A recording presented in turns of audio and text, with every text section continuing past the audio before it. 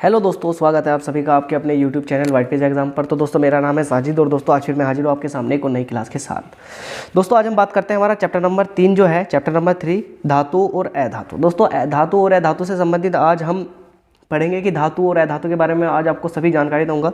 तो दोस्तों वीडियो आगे देखने से पहले जो चैनल पर नहीं हो चैनल को जरूर सब्सक्राइब कर देना और बेल आइकन को भी दबा देना। और दोस्तों इस वीडियो को अपने दोस्तों तक जरूर शेयर कर देना।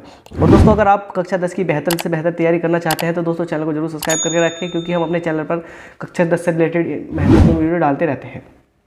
तो दोस्तों शुरू करते हैं आज की अपनी क्लास। तो देखिए सबसे पहले मैंने एक पॉइंट लिखवा रखा नोट करके, एनओटी नोट। नोट का मतलब क्या है दोस्तों, ये सभी नोट्स मैंने पहले ही ऑलरेडी बना चुका हूं, तो आप इसमें से देखकर पढ़ते रहिए।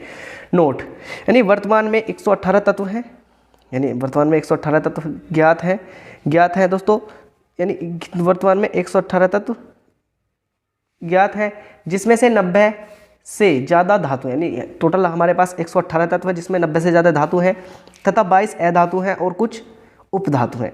तो दोस्तों आप इस पॉइंट को ध्यान रखना कि वर्तमान में कितने तत्व हैं। वर्तमान में 118 तत्व हैं जिसमें से 90 से ज़्यादा धातु हैं, 22 अधातु हैं और क्या नाम और दोस्तों हमारे कुछ है उपधातु। तो मैं आप इस पॉइंट को जरूर लिख लेना कि टोटल है हमारे पास 118 तत्व। कितने? 118 तत्व हैं। 118 तत्व में से दोस्तों हमारे जो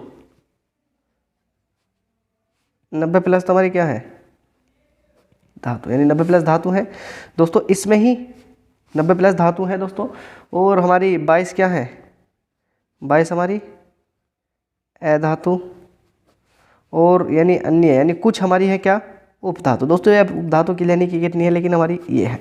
तो अब इनका ध्यान रखना कि 118 तत्व है जिसमें 90 धातु हैं, 22 अधातु हैं और कुछ उपधातु हैं। आप इस पॉइंट को नोट करके रखेंगे। अगला पॉइंट है कि आप हेडिंग डालेंगे कि धातु। धातु क्या होता है, तो दोस्तों धातु के बारे में पढ़ेंगे। तो सबसे पहले हम धातु, तो वह पदार्थ जो कठोर, चमकीला, आघात वर्धीय तथा तन्य और धात्विक तथा उष्मा तथा विद्युत का सुचालक होता है, धातु कहलाता है। यानी दोस्तों एक बार और पढ़िए, यानी वह पदार्थ, यानी किस धातु के बारे में कह रहा। आप अगले हेडिंग डालेंगे कि धातु। धातु हेडिंग डालेंगे और लिखेंगे कि वह पदार्थ जो कठोर, यानी जो पदार्थ कठोर होता है, चमकीला यानी जो कठोर भी होगा, चमकीला, आघात वर्धीय, आघात वर्धीय का मतलब दोस्तों वो चोट को सह सकता है, तथा तन्य, तन्य का मतलब दोस्तों उसमें खींचने का गुण होता है, तथा धात्विक और उष्मा, धात्विक तथा उष्मा, धात्विक और उष्मा तथा विद्युत का सुचालक होता है। यानी दोस्तों वो धात्विक भी होगा, यानी धातु होगा, उष्मा तथा विद्युत का सुचालक होता है तथा धातु कहलाता है। यानी मैं आपको बताऊंगा कि धातु कैसा होता है आगे, जैसी धातु के गुण चलेंगे ना मैं उसमें बताऊंगा। चलो मैं एक बार बता दूं कि वह पदार्थ जो कठोर, यानी अगर आपके पास कोई धातु है तो धातु कैसी होगी, धातु कठोर होगी। तो हम ध्यान रखना कि वह पदार्थ जो कठोर, चमकीला, यानी आप ध्यान रखें कि जो पदार्थ कठोर, चमकीला, आघात वर्धीय। आघात वर्धीय का मतलब दोस्तों अगर मैं आपको कहूँ कि एक लोहा है, लोहे के ऊपर जब आप हथौड़े से वार करते हैं तो वो उस क्या नाम लिख रहा है, वो ऐसा नहीं होता कि उसमें बिखर के एकदम छीन बीन हो जाएगा।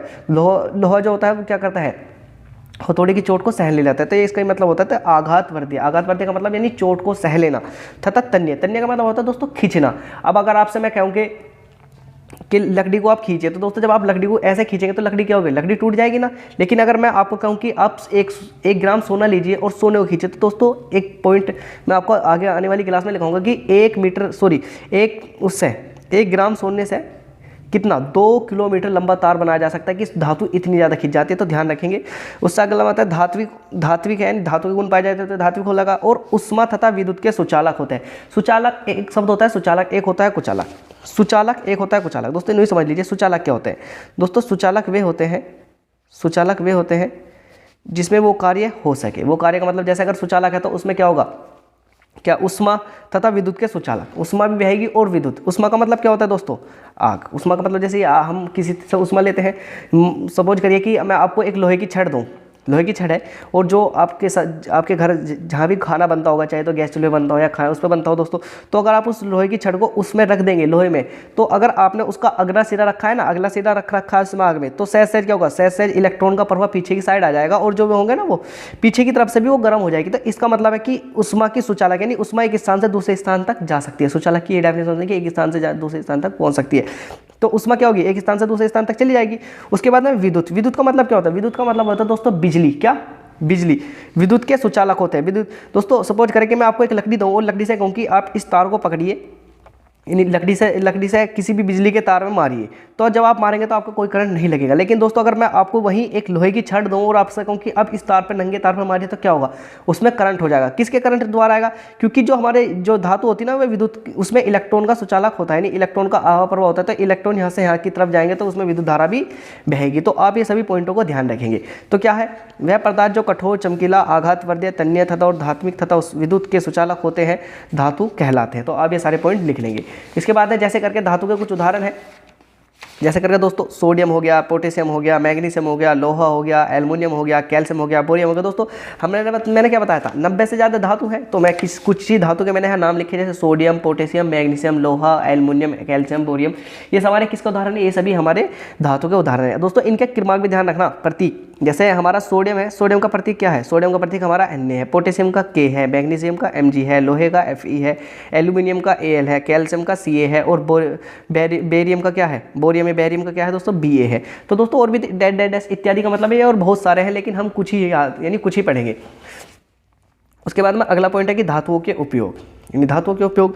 अगर हम अपने आसपास देखते हैं कि धातुओं से बहुत सारी चीज़ें बनाई जाती हैं, जैसे करके धातुओं से इमारत, यानी हमारी जो बिल्डिंगें होती है, क्योंकि दोस्तों सभी धातुओं का काम होता है, इमारत, पुल, रेलगाड़ी, रेल पटरी, समुद्री जहाज, गाड़ियाँ, घर में उपयोग होने वाले बर्तन, आभूषण, मशीन के पुर्जे आदि के निर्माण में किया जाता है। तो धातुओं का उपयोग कहाँ कहाँ किया जाता है, आप कहते हैं धातुओं से इमारत भी बनाई जाती है, पुल भी बनाए जाते हैं, रेलगाड़ी बनाई जाती है, रेल बनाई जाती है, रेलगाड़ी, रेल की पटरी, क्या रेल की पटरी, समुद्री जहाज भी तो दोस्तों धातु से बनाए जाएंगे, गाड़ियाँ, उसमें लोहे का प्रयोग तो होता है ना। जो भी मैंने बताया कि इमारत, पुल बना, अगर सपोज करो आपको इमारत बनाना है तो उसमें लोहे का प्रयोग होगा नहीं होगा, जब इमारत बनाएंगे उसका लैंटर वगैरह डालेगा, उसमें सरिये का प्रयोग होगा नहीं होगा।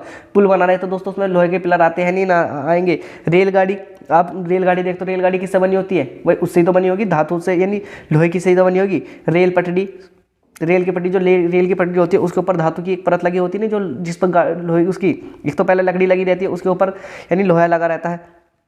समुद्री जहाज का मतलब जो आपके यानी पानी वाले जहाज है वो समुद्री जहाज। गाड़ी, यानी गाड़ी अभी घर में उपयोग होने वाले बर्तन, यानी घर में आप कितने कुछ भी बर्तन देख लीजिए, सारे क्या है, वो सभी धातु के उदाहरण है। आभूषण का मतलब सोना, चांदी, ये सब क्या है दोस्तों, ये हमारी धातु तो है, घर में उपयोग होने वाले बर्तन दोस्तों, चांदी का, पीतल का, लोहे का, सिल्वर का, स्टील का, टीन का, ये सब क्या है, ये सभी यानी है तो धातु ही तो है। आभूषण, मशीन के पुर्जे, मशीन भी बना सकते हैं, मशीन के पुर्जे भी आदि का निर्माण में किया जाता है। तो आप धातु के गुण में डाल सकते हैं, यहाँ से लेकर यहाँ तक धातु के गुण में लिख सकते हैं। इसके बाद में बात करते हैं अधातु की। वह पदार्थ जो नरम, भंगुर, उष्मा तथा विद्युत के सुचालक एवं अधौनिक होते हैं, वे अधातु कहलाते हैं। तो दोस्तों ध्यान रखना, वह पदार्थ जो नरम, भंगुर, उष्मा तथा विद्युत के सुचालक एवं धात्विक अधौनिक होते हैं, अधातु कहलाते हैं। अब मैं बताऊँगा क्या, जो नरम, अगर मैं आपको ऐसा कहूँ कि नरम, दोस्तों एक हमारी प्लास्टिक की हमारी अधातु, तो हमें पता है कि प्लास्टिक हमारी नरम भी होती है, तो हम उसे मोड़ तोड़ भी सकते हैं। उसके बाद में भंगुर, यानी अगर हम उस पर वार करें, अगर मैं सपोज करो मैं प्लास्टिक को रख के, प्लास्टिक को यहाँ रखा मैंने दोस्तों, ऐसा करा, प्लास्टिक रखा और एक हथौड़े से इस पर वार करूँगा तो क्या होगा दोस्तों, यह क्या होगा, यानी प्लास्टिक का क्या होगा, प्लास्टिक एकदम छिन्न भिन्न हो जाएगी। भंगुर का मतलब एकदम बिल्कुल बिखर जाएगी। उष्मा तथा विद्युत के कुचालक का मतलब उसमें उष्मा और विद्युत एक स्थान से दूसरे स्थान तक नहीं जाते। सपोज करो मैं आपको प्लास्टिक दूँ और मैं कहूँ कि इसे बिजली पे मारिए, तो क्या होगा, उसमें करंट दौड़ेगा नहीं। उसके बाद में अगर मैं वहीं आपसे कहूँ कि जो हमारी जो प्लास्टिक है या लकड़ी है, वो क्या, अगर मैं उसे कहूँ कि उसमें आप आग में रख दीजिए दोस्तों, जो सिरा आप उसका आग के ऊपर रखोगे या आग में रखोगे वही सिरा जलेगा, पिछले वाले सिरे पे कोई भी फर्क नहीं पड़ता। तो ये विद्युत के कुचालक एवं अधौनिक, अगर हम अधातुओं को आपस में पीटेंगे तो वे इतनी ज़्यादा ध्वनि उत्पन्न नहीं करेंगी जितनी की यानी धातु करते हैं।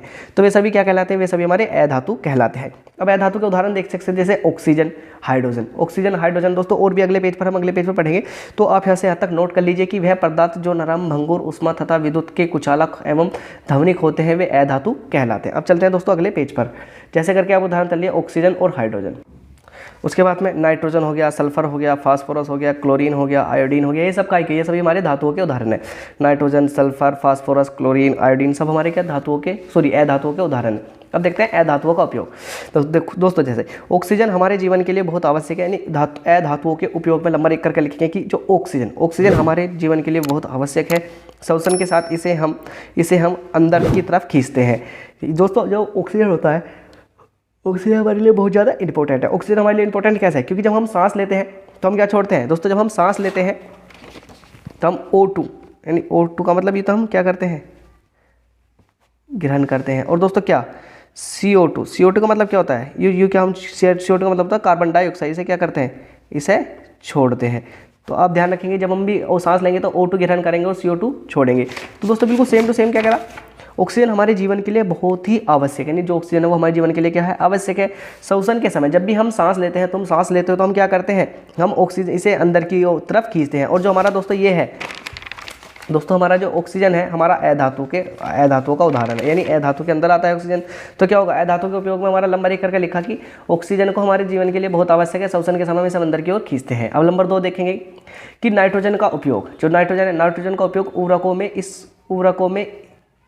में इसका प्रयोग किया जाता है।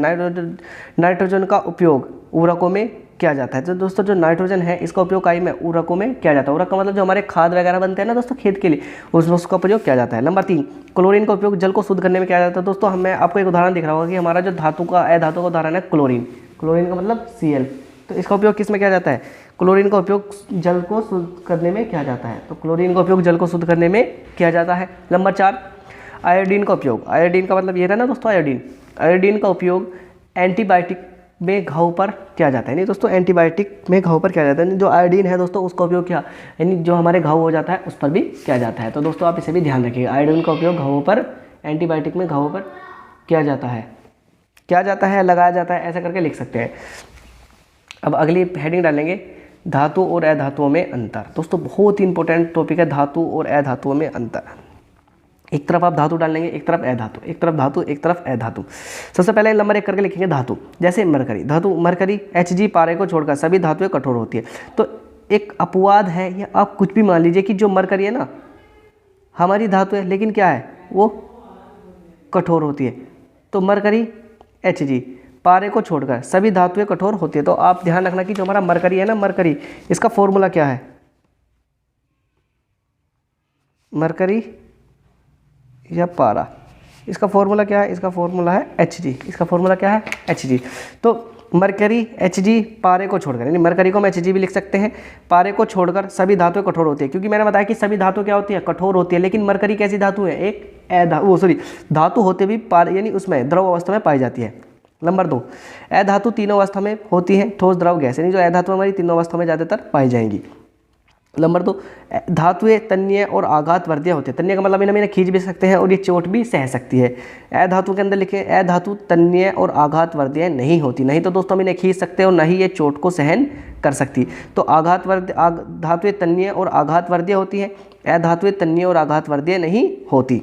नंबर 3 धातु में चमक पाई जाती है। जो धातु होती है ना उसमें क्या, धातुओं में चमक पाई जाती है।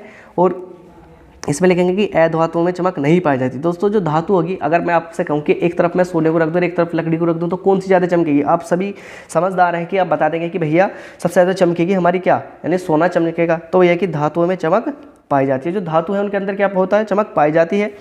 अधातु में चमक नहीं पाई जाती, जो हमारे अधातु उसमें क्या चमक नहीं पाई जाती।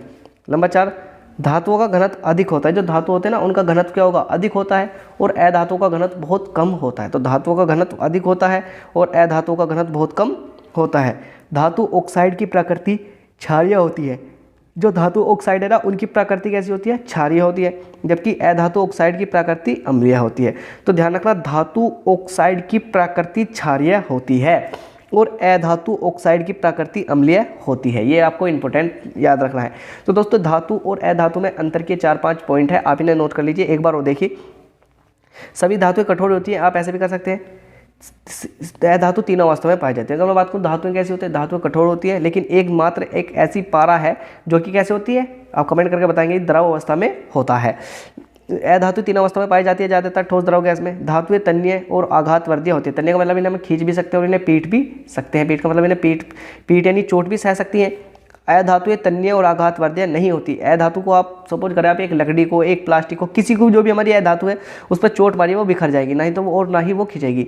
तो अधातु तन्य और आघात वर्धिया नहीं होती। धातुओं में चमक पाई जाती है। जो हमारी धातुओं में क्या होगी, उनमें चमक पाई जाती है, जबकि अधातुओं में चमक नहीं पाई जाती। अधातु में चमक नहीं पाई जाती। धातुओं का घनत्व अधिक होता है। जो धातु है ना उनका घनत्व क्या है, उनका घनत्व अधिक होता है, जबकि अधातुओं का घनत्व बहुत कम होता है। अधातुओं का घनत्व बहुत कम होता है। धातु ऑक्साइड की प्रकृति क्षारीय होती है। जो धातु ऑक्साइड है उनकी प्रकृति कैसी होती है, क्षारीय होती है। तो धातु ऑक्साइड की प्रकृति क्षारीय होती है, जबकि अधातु ऑक्साइड की प्रकृति अम्लीय होती है। तो ध्यान रखना कि धातु ऑक्साइड की प्रकृति क्षारीय होती है, जबकि अधातु ऑक्साइड की प्रकृति अम्लीय होती है। अब डालते हैं धातुओं के भौतिक गुण, यानी धातुओं के भौतिक गुण। दोस्तों जिस तरह से हमने यानी अभी तो हमने धातुओं के उपयोग पढ़े थे, अब डालेंगे धातुओं के भौतिक गुण के धातुओं में कौन कौन से भौतिक गुण पाए जाते हैं। तो दोस्तों सारे भौतिक गुण इंपॉर्टेंट है, आप हेडिंग डालकर लिखते रहिए, यानी आप नंबर 1 करके लिखेंगे भौतिक स्थिति। धातुएं सामान्यतः कठोर व ठोस होती हैं। जो धातु है आप सभी जानते हैं कि धातु सामान्यतः कठोर व ठोस होती हैं, तो आपको ये पॉइंट याद हो गया कि जो धातुएं होती है वो सामान्यतः कठोर व ठोस होती है। प्रत्येक धातु की कठोरता अलग अलग होती है, धातु का गलनांक अधिक होता है। यानी दोस्तों जैसे अगर मैं बात करूँ कि हमारा लोहा है, लोहा का क्या नाम लिख रहा है दोस्तों, प्रत्येक धातु की कठोरता, लोहा कुछ यानी लोहा ज़्यादा कठोर है, लेकिन जैसे मैं पारे की बात कर रहा हूँ पारा कम कठोर है। अगर मैं आपको एक चाकू दूँ, अगर मैंने एक तरफ एक लोहे का पीस रखा, एक तरफ पारा रखा, तो अगर मैं कहूँ कि चाकू को आप लोहे से काट दोगे, यानी सॉरी लोहा है आप उसे चाकू से काट दोगे, नहीं काट सकते, लेकिन पारे को क्या हम चाकू से काट सकते हैं। तो वो कह रहा है धातु सामान्य कठोर व ठोस होती है। प्रत्येक धातु की कठोरता अलग अलग होती है। जो प्रत्येक धातु है ना उसकी कठोरता अलग होती है, कुछ धातु की कठोरता अलग होती है, कुछ की अलग होती है। तो प्रत्येक धातु की कठोरता क्या होती है, अलग अलग होती है। धातुओं का गलनांक बहुत अधिक होता है। जो धातु होती है उनका गलनांक क्या होगा, उनका गलनांक बहुत अधिक होता है। अब नंबर 2 लिखेंगे। नंबर 2 है, हेडिंग डालिए चमक होती है। तो अपने शुद्ध रूप में धातु की सतह चमकदार होती है। धातु के इस गुण धर्म को धात्विक चमक कहते हैं। यानी जो धातु है ना अपने शुद्ध रूप में धातु की सतह चमकदार होती है, धातुओं के इस गुण धर्म को धात्विक चमक कहते हैं। तो आप चमक के बारे में लिख सकते हैं कि अपने शुद्ध रूप में धातु की सतह चमकदार होती है, धातुओं के इस गुण धर्म को धात्विक चमक कहते हैं। अब नंबर 4 यानी नोट करके लिखेंगे कि सबसे ज़्यादा चमकदार धातु सिल्वर या एजी होता है। अगर आपसे पूछे कि सबसे ज़्यादा चमकदार धातु कौन सी है, तो आप क्या लिखेंगे कि सबसे ज़्यादा चमकदार धातु हमारी सिल्वर यानी एजी होती है। हमारी सबसे ज़्यादा चमकदार धातु सिल्वर या एजी होता है। अब अगली हेडिंग डालेंगे आघात वर्धीय। आघात वर्धीय का मतलब है तो दोस्तों यानी ये चोट से धातु को पीटकर पतली चादर में बनाई जा सकती है। इस गुण को आघात वर्धीय कहते हैं। आघात वर्धीय आपके सामने गुण क्लियर होगी कि आघात वर्धीय क्या होता है। ये जब धातु कोई भी धातु लेंगे, अगर हम उसे पीटेंगे तो उसे पतली चादर के रूप में बदल सकते हैं, बनाई जा सकती है। इस गुण को आघात वर्धीय कहते हैं। सबसे ज़्यादा आघात वर्धीय सोना व चांदी होता है। तो आप इसको भी नोट कर लेना कि सबसे ज़्यादा आघात वर्धीय सोना और चांदी होता है। ये मोस्ट यानी इंपॉर्टेंट पॉइंट है कि जैसी यानी पूछे कि सबसे ज़्यादा चमकदार धातु कौन सी है, तो सिल्वर, और सबसे ज़्यादा आघात वर्धीय धातु कौन सी है, तो सोना व चांदी होता है। अब देखेंगे अगला देखेंगे तन्यता। धातु को पतले तार में बदलने की क्रिया को तन्यता कहते हैं। जो धातु हैं इन्हें पतले तार में बदलने की क्रिया को क्या कहते हैं, तन्यता कहते हैं। तो धातुओं को पतले तार में बदलने की क्रिया को तन्यता कहते हैं। सोना सबसे अधिक तन्य धातु होती है। 1 ग्राम सोने में 2 किलोमीटर लंबा तार बनाया जा सकता है। तो धातुओं को पतले तार में बदलने की क्रिया को मैंने बताया था कि जो धातु होते हैं हम खींच कर लंबा कर सकते हैं। तो धातुओं को पतले तार में बदलने की क्रिया को क्या कहते हैं, तन्यता कहते हैं। सोना सबसे अधिक तन्य धातु होती है और 1 ग्राम सोने से 2 किलोमीटर का मतलब दोस्तों काफ़ी लंबा तार बनाया जा सकता है। तो आप ध्यान रखना, अगर आपसे पूछे सबसे ज़्यादा चमकदार धातु तो सिल्वर। अगर हम बात करें कुछ पॉइंट लिख लें, जैसे ज़्यादा चमकदार कौन सी है, तो वो है हमारी सिल्वर। अगर मैं बात करूँ ज़्यादा तन्य तो कौन सी, ज़्यादा तन्य सोना व चांदी कह रखी ना। सबसे ज़्यादा आघात वर्धीय सबसे तन्य तो दोस्तों सोना होगा, क्योंकि सोना क्या है, सोना है 1 किलोमीटर यानी जो सोना है 1 ग्राम सोने से क्या बना लेंगे हम, 2 किलोमीटर लंबा तार बनाया जा सकता है। सोना सबसे अधिक तन्य धातु होती है। 1 ग्राम सोने से 2 किलोमीटर लंबा तार बनाया जा सकता है। अगर सबसे ज़्यादा आघात वर्धीय तो सोना व चांदी होता है, सबसे ज़्यादा मार को यही झेल सकता है। इसके बारे में देखते हैं कि चालकता। धातु विद्युत व उष्मा की सुचालक होती है। जो धातु है ना वे विद्युत तथा उष्मा की सुचालक होती है। यानी इनमें मैंने बताया था कि इनमें उष्मा का प्रवाह क्या, यानी यहाँ से लेकर यहाँ तक एक स्थान से दूसरे स्थान तक क्या होगी, बिजली इसमें विद्युत दौड़ सकती है। तो मैंने बताया था ना कि धातु जो क्या होगी, धातुएं उस विद्युत व उष्मा की अच्छी सुचालक होती है। इसमें यदि धातु में विद्युत धारा और उष्मा अच्छी तरह से बह सकती है। अब नोट करके लिखेंगे कि सिल्वर व कॉपर अच्छे सुचालक होते हैं।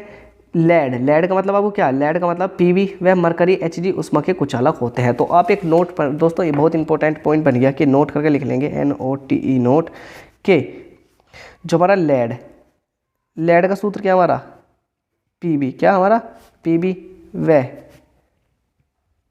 पारा, पारे का मतलब क्या है Hg, लेड पीबी व पारा Hg क्या होंगे हमारे, लेड पीबी व पारा Hg हमारे क्या होते हैं, ये हमारे होते हैं, क्या नाम लिख रहे हैं, कुचालक, क्या होते हैं, कुचालक।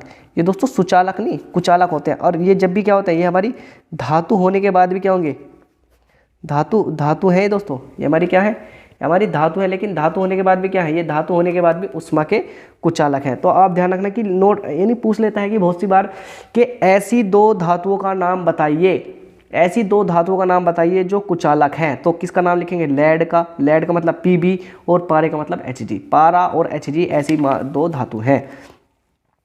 अब देखते हैं ध्वनिक, ध्वनिक का मतलब, अगर ध्वनिक की देखिए, सामने तो धातुएं कठोर सतह से टकराने पर आवाज़ उत्पन्न करती है, नहीं जब भी धातु को सामान्यतः धातुएं कठोर सतह से टकराने पर आवाज़ उत्पन्न करती है, जब भी धातु की सतह टकराएगी तो क्या होगी, आवाज़ उत्पन्न होगी। तो सामान्यतः धातुएं कठोर सतह से टकराने पर आवाज़ उत्पन्न करती है। तो आप इस पॉइंट को भी ध्यान रखेंगे कि जब भी धातुएं कठोर सतह से टकराएंगी तो क्या होगी, आवाज़ उत्पन्न करती है। ध्वनिक कहते हैं इन्हें, क्या कहते हैं, इन्हें ध्वनिक कहते हैं। अब अधातुओं के भौतिक गुण, जिस तरह में धातु के भौतिक गुण पढ़े उसी तरह से अधातु के भी भौतिक गुण पढ़ेंगे। तो नंबर 1 करके लिखेंगे भौतिक स्थिति। अधातुएं सामान्यतः ठोस होती है या गैस भी हो सकती है, हमारी अधातु ठोस भी होगी, गैस भी होगी, द्रवावस्था में भी पाई जाएगी। तो अधातु सामान्यतः ठोस होंगी या गैस अवस्था में होंगी। ब्रोमीन एक ऐसी धातु है जो द्रव्य अवस्था में भी पाई जाती है। मैंने बताया ना कि हमारी जो धातु है वे कैसी, वे ठोस, द्रव्य, गैस तीनों अवस्था में पाएगी। तो हमारी ज़्यादातर धातु क्या होंगी, ज़्यादातर अधातु हमारी ठोस होती है और गैस होती है। तो हमारी धातु दो ही प्रकार से होती है, क्या तो हमारी ठोस हो सकती है या हमारी गैस हो सकती है। लेकिन ब्रोमीन एक ऐसी अधातु है जो द्रव्य अवस्था में पाई जाती है। आपको ध्यान रखना, नोट रखना कि पूछ लिया कि ऐसी कौन सी अधातु है जो द्रव्य अवस्था में पाई जाती है। तो ब्रोमीन एक ऐसी अधातु है जो द्रव्य अवस्था में पाई जाती है। उसके बाद ऑक्सीजन, हाइड्रोजन, नाइट्रोजन, क्लोरीन, ये ऐसी अधातु है जो गैस अवस्था में पाई जाती है। तो आप इस पॉइंट को भी लिख लेंगे कि ऑक्सीजन, हाइड्रोजन, नाइट्रोजन, क्लोरीन एक ऐसी अधातु है जो गैस अवस्था में पाए जाते हैं। तो ऑक्सीजन, हाइड्रोजन, नाइट्रोजन, क्लोरीन ये ऐसी अधातु है जो गैस अवस्था में पाई जाती है। नंबर 4, आयोडीन ऐसी अधातु है जो ठोस अवस्था में पाई जाती है। जो आयोडीन है ना, वो ऐसी अधातु है जो हमारी ठोस अवस्था में पाई जाती है। तो आप इसका भी ध्यान रखेंगे कि आयोडीन ऐसी अधातु है जो हमारी ठोस अवस्था में पाई जाती है। तो अगर मैं पूछूं कि ऐसी अधातु का नाम लिखिए जो द्रव्य अवस्था में पाई जाती है, तो आप किसका नाम लिखेंगे, ब्रोमीन का। अगर मैं पूछूं कि ऐसी धातु का नाम लिखे जो गैस अवस्था में पाई जाती है, तो ऑक्सीजन भी, हाइड्रोजन भी, नाइट्रोजन भी, क्लोरीन भी, ये सब कैसी गैस अवस्था में पाई जाती है। अगर बात करूं मैं ऐसी अधातु का नाम पूछूं जो कि ठोस अवस्था में पाई जाती है, तो आयोडीन ऐसी अधातु है जो ठोस अवस्था में पाई जाती है। अब इसमें ही आप नंबर 2 करके लिखेंगे चमक। चमक, अधातु में चमक नहीं पाई जाती। जो अधातु है ना, उसमें क्या होगी, चमक नहीं पाई जाती। तो आप ध्यान रखेंगे कि अधातु में क्या है, अधातु में चमक नहीं पाई जाती। आयोडीन एक ऐसी अधातु है जिसमें चमक भी पाई जाती है। तो मैंने आपको एक पॉइंट लिखवाया था कि अगर मैं धातु को और अधातु को एक साथ रखूं तो जो धातु होगी वो ज़्यादा चमकदार होगी, अधातु कम चमकदार होगी। लेकिन अधातु के अंदर भी एक ऐसी धातु, अधातु के अंदर यानी अधातुओं में भी एक ऐसी अधातु पाई जाती है जो क्या होगी, चमक पाई जाती है। तो ध्यान रखना, नोट करके लिख लेना कि अधातुओं में आयोडीन एक ऐसी अधातु है जिसमें चमक पाई जाती है। तो आप ध्यान रखेंगे कि आयोडीन एक ऐसी अधातु है जिसमें चमक पाई जाती है। इसके बाद लिखेंगे चालकता। चालकता का मतलब एक स्थान से दूसरे स्थान पर इलेक्ट्रॉन का जाना। अधातु विद्युत तथा उष्मा की कुचालक होती है। जो हमारी अधातु है ना, विद्युत की भी और उष्मा की भी क्या होगी, कुचालक होगी। तो अधातु विद्युत तथा उष्मा की कुचालक होती है। तो आप इस पॉइंट को भी ध्यान रखेंगे, जो हमारी अधातु है ना, वे विद्युत तथा उष्मा की कुचालक होती है। बताया ना कि ना तो इसमें हमारी अधातु में करंट दौड़ सकता और ना ही उष्मा जा सकती। तो अधातु विद्युत और उष्मा की कुचालक होती है। अब नोट करके लिखेंगे, कुछ पॉइंट नोट करके लिख लीजिए दोस्तों आप, कि जैसे कार्बन एक अधातु है। जो कार्बन है, जो हमारा क्या है, कार्बन एक अधातु है, परंतु इसका अपरूप हीरा उष्मा का अच्छा सुचालक होता है। जो हमारा कार्बन है ना, कार्बन एक अधातु है, ठीक है, हमने मान लिया कि कार्बन हमारा एक अधातु है, परंतु इसका अपरूप हीरा यानी कार्बन का अपरूप क्या होता है, कार्बन का अपरूप होता है हीरा, उष्मा का अच्छा सुचालक होता है। तो आप ध्यान रखना कि कार्बन एक अधातु है, परंतु इसका अपरूप हीरा उष्मा का अच्छा सुचालक होता है। तो यानी हम अब दोस्तों इस वाले पॉइंट के विपरीत पॉइंट हो गया। कैसे विपरीत पॉइंट हो गया? हम अभी आप कह रहे थे कि अभी कहेंगे कि भैया अभी तो आप कह रहे थे कि जो अधातु होती ना वे विद्युत की और ऊष्मा की सुचालक नहीं होती, लेकिन दोस्तों कार्बन एक अधातु के अंदर आता है। कार्बन एक अधातु है, परंतु इसका अप्रूप, इसका अप्रूप का मतलब इसके जैसा ही, इसका अप्रूप यानी एक तत्व के कई सारे अप्रूप होते हैं, नाम होते हैं, तो इसका ही अप्रूप हीरा उष्मा का अच्छा सुचालक होता है। उसमें उष्मा क्या होगी? अच्छी तरीके से बहेगी। और कार्बन का अप्रूप ग्रेफाइट है, जो कार्बन का अप्रूप है ग्रेफाइट, वह विद्युत का अच्छा सुचालक होता है, यानी वह विद्युत का अच्छा सुचालक होता है। तो आप इन दोनों पॉइंट को भी ध्यान रखना कि कार्बन का अप्रूप क्या, ग्रेफाइट, किसका? विद्युत का अच्छा सुचालक होता है। अगला पॉइंट लिखेंगे अधातुएं सामान्यतः नरम होती है परंतु हीरा कठोर होता है। इसे भी लिखेंगे अधातुएं सामान्यतः नरम होती है परंतु हीरा क्या होता है? कठोर होता है। तो दोस्तों आप इनके अपवाद भी साथ के साथ लिखते चलिए। दोस्तों ये नोट बहुत ही मेहनत से बनाए गए हैं, तो इसलिए आप इन्हें सबको पॉइंटों को नोट करते चलते रहिए। इसके बाद चलते हैं दोस्तों अगले पेज पर। अब दोस्तों आप अगली हेडिंग डालिए धातु और अधातुओं के रासायनिक गुण, यानी धातु और अधातुओं के रासायनिक गुण। तो नंबर एक लिखेंगे आयन बनाने की प्रकृति। तो नंबर एक लिखेंगे आयन बनाने की प्रकृति। तो इसमें लिखेंगे कि धातु धनायन के निर्माण करती है, क्योंकि धातु की प्रकृति इलेक्ट्रॉन त्यागने की होती है। दोस्तों ये बहुत ही मोस्ट इंपॉर्टेंट पॉइंट है। अगर आपसे पूछे कि धातु क्या होती है, तो जो भी इलेक्ट्रॉन त्यागती है वो क्या कहलाती है? धातु कहलाती है। तो धातु धनायन का निर्माण करती है। धातु किसका धनायन का निर्माण करती है? क्यों करती है? क्योंकि धातु की प्रकृति इलेक्ट्रॉन त्यागने की होती है। तो आप इस पॉइंट को जरूर याद रखना कि धातु क्या होती है? धनायन का निर्माण करती है। क्यों करती है? क्योंकि धातु की जो प्रकृति होती है ना वो इलेक्ट्रॉन त्यागने की होती है। कैसे त्यागेगी इलेक्ट्रॉन? दोस्तों जैसे अगर मैं कहूँ कि धातु, आप एक तरफ लिखिए धातु और दूसरी तरफ क्या लिखिए? धनायन। एक तरफ लिखिए आप धातु और दूसरी तरफ क्या लिखेंगे हम? धनायन। तो अगर मैं धातु लूँ, अगर आपको याद हो अभी थोड़ी देर पहले पढ़ा हमने, सोडियम हमारी एक धातु है। दोस्तों जब हम सोडियम में से एक इलेक्ट्रॉन निकालेंगे तो सोडियम पे जितने भी इलेक्ट्रॉन निकालेगा इतना प्लस चार्ज आएगा। तो कितना इलेक्ट्रॉन है दोस्तों? एक। तो इस पर क्या आएगा? एक प्लस चार्ज आ जाएगा। तो बताओ एक धनायन का मतलब होता है दोस्तों प्लस चार्ज। क्या होता है धनायन का मतलब? Plus charge. तो हमने क्या लिखा? धातु की प्रकृति कैसी होती है? धातुओं की प्रकृति इलेक्ट्रॉन त्यागने की होती है। क्योंकि धातु की प्रकृति इलेक्ट्रॉन त्यागने की होती है, इलेक्ट्रॉन त्याग कर ही धातु क्या धनायन का निर्माण करती है। तो धातु धनायन का निर्माण करती है क्योंकि धातुओं की प्रकृति इलेक्ट्रॉन त्यागने की होती है। जैसे मैं अगर यहाँ लूँ मैग्नीशियम, मैग्नीशियम लो तो मैग्नीशियम से 2 इलेक्ट्रॉन निकलेंगे तो क्या बनेगा? Mg plus plus. क्यों बनाओ? क्यों 2 चार्ज आए? क्योंकि दोस्तों मैग्नीशियम ने कितने इलेक्ट्रॉन त्यागे? 2 इलेक्ट्रॉन त्यागे। नंबर 2 अधातु। अब नंबर 2 लिखेंगे कि अधातु ऋणायन बनाती है, क्योंकि अधातु की प्रकृति इलेक्ट्रॉन ग्रहण करने की होती है। जो अधातु होती है ना दोस्तों, उनकी प्रकृति इलेक्ट्रॉन को ग्रहण करने की होती है और इसी कारण से अधातु ऋणायन बनाती है। तो आप इस पॉइंट को भी लिख लेना कि अधातु ऋणायन बनाती है। क्यों बनाती है? क्योंकि अधातु की प्रकृति इलेक्ट्रॉन को ग्रहण करने की होती है। अधातु इलेक्ट्रॉन को ग्रहण करती है। कैसे करती है? अगर मैं आपके सामने एक अधातु लिखूँ जैसे क्लोरीन, क्लोरीन में से अगर मैं एक इलेक्ट्रॉन निकालूँ दोस्तों, जब भी इलेक्ट्रॉन निकलेगा क्या होगा? तो दोस्तों इस पर क्या आएगा? Cl minus, Cl minus. तो आपको ध्यान रखना है कि अधातु की प्रकृति कैसी होती है? अधातु की प्रकृति, अधातु अधातु ऋणायन बनाती है। क्यों बनाती है ऋणायन? क्योंकि अधातु की प्रकृति इलेक्ट्रॉन ग्रहण करने के लिए, जो अधातु होती है ना वो क्या करती है? इलेक्ट्रॉन ग्रहण करती है। जैसे क्लोरीन है उसमें से एक इलेक्ट्रॉन निकलेगा तो इस पर क्या आ जाएगा? माइनस चार्ज आ जाएगा। लेकिन जैसे ही धातु में से एक इलेक्ट्रॉन निकलेगा, जितने भी इलेक्ट्रॉन निकलेंगे उतने ही धातु पर क्या आएंगे? प्लस चार्ज आएंगे। तो दोस्तों आपको बस ये पॉइंट याद रखना है कि धातु जो होती है धातु इलेक्ट्रॉन त्याग कर धनायन बनाती है और अधातु इलेक्ट्रॉन त्याग कर क्या बनाती है? यानी त्याग करनी इलेक्ट्रॉन ग्रहण करती है। क्योंकि धातु की प्रकृति इलेक्ट्रॉन ग्रहण करने की होती है। तो अधातु इलेक्ट्रॉन ग्रहण करके क्या बनाती है?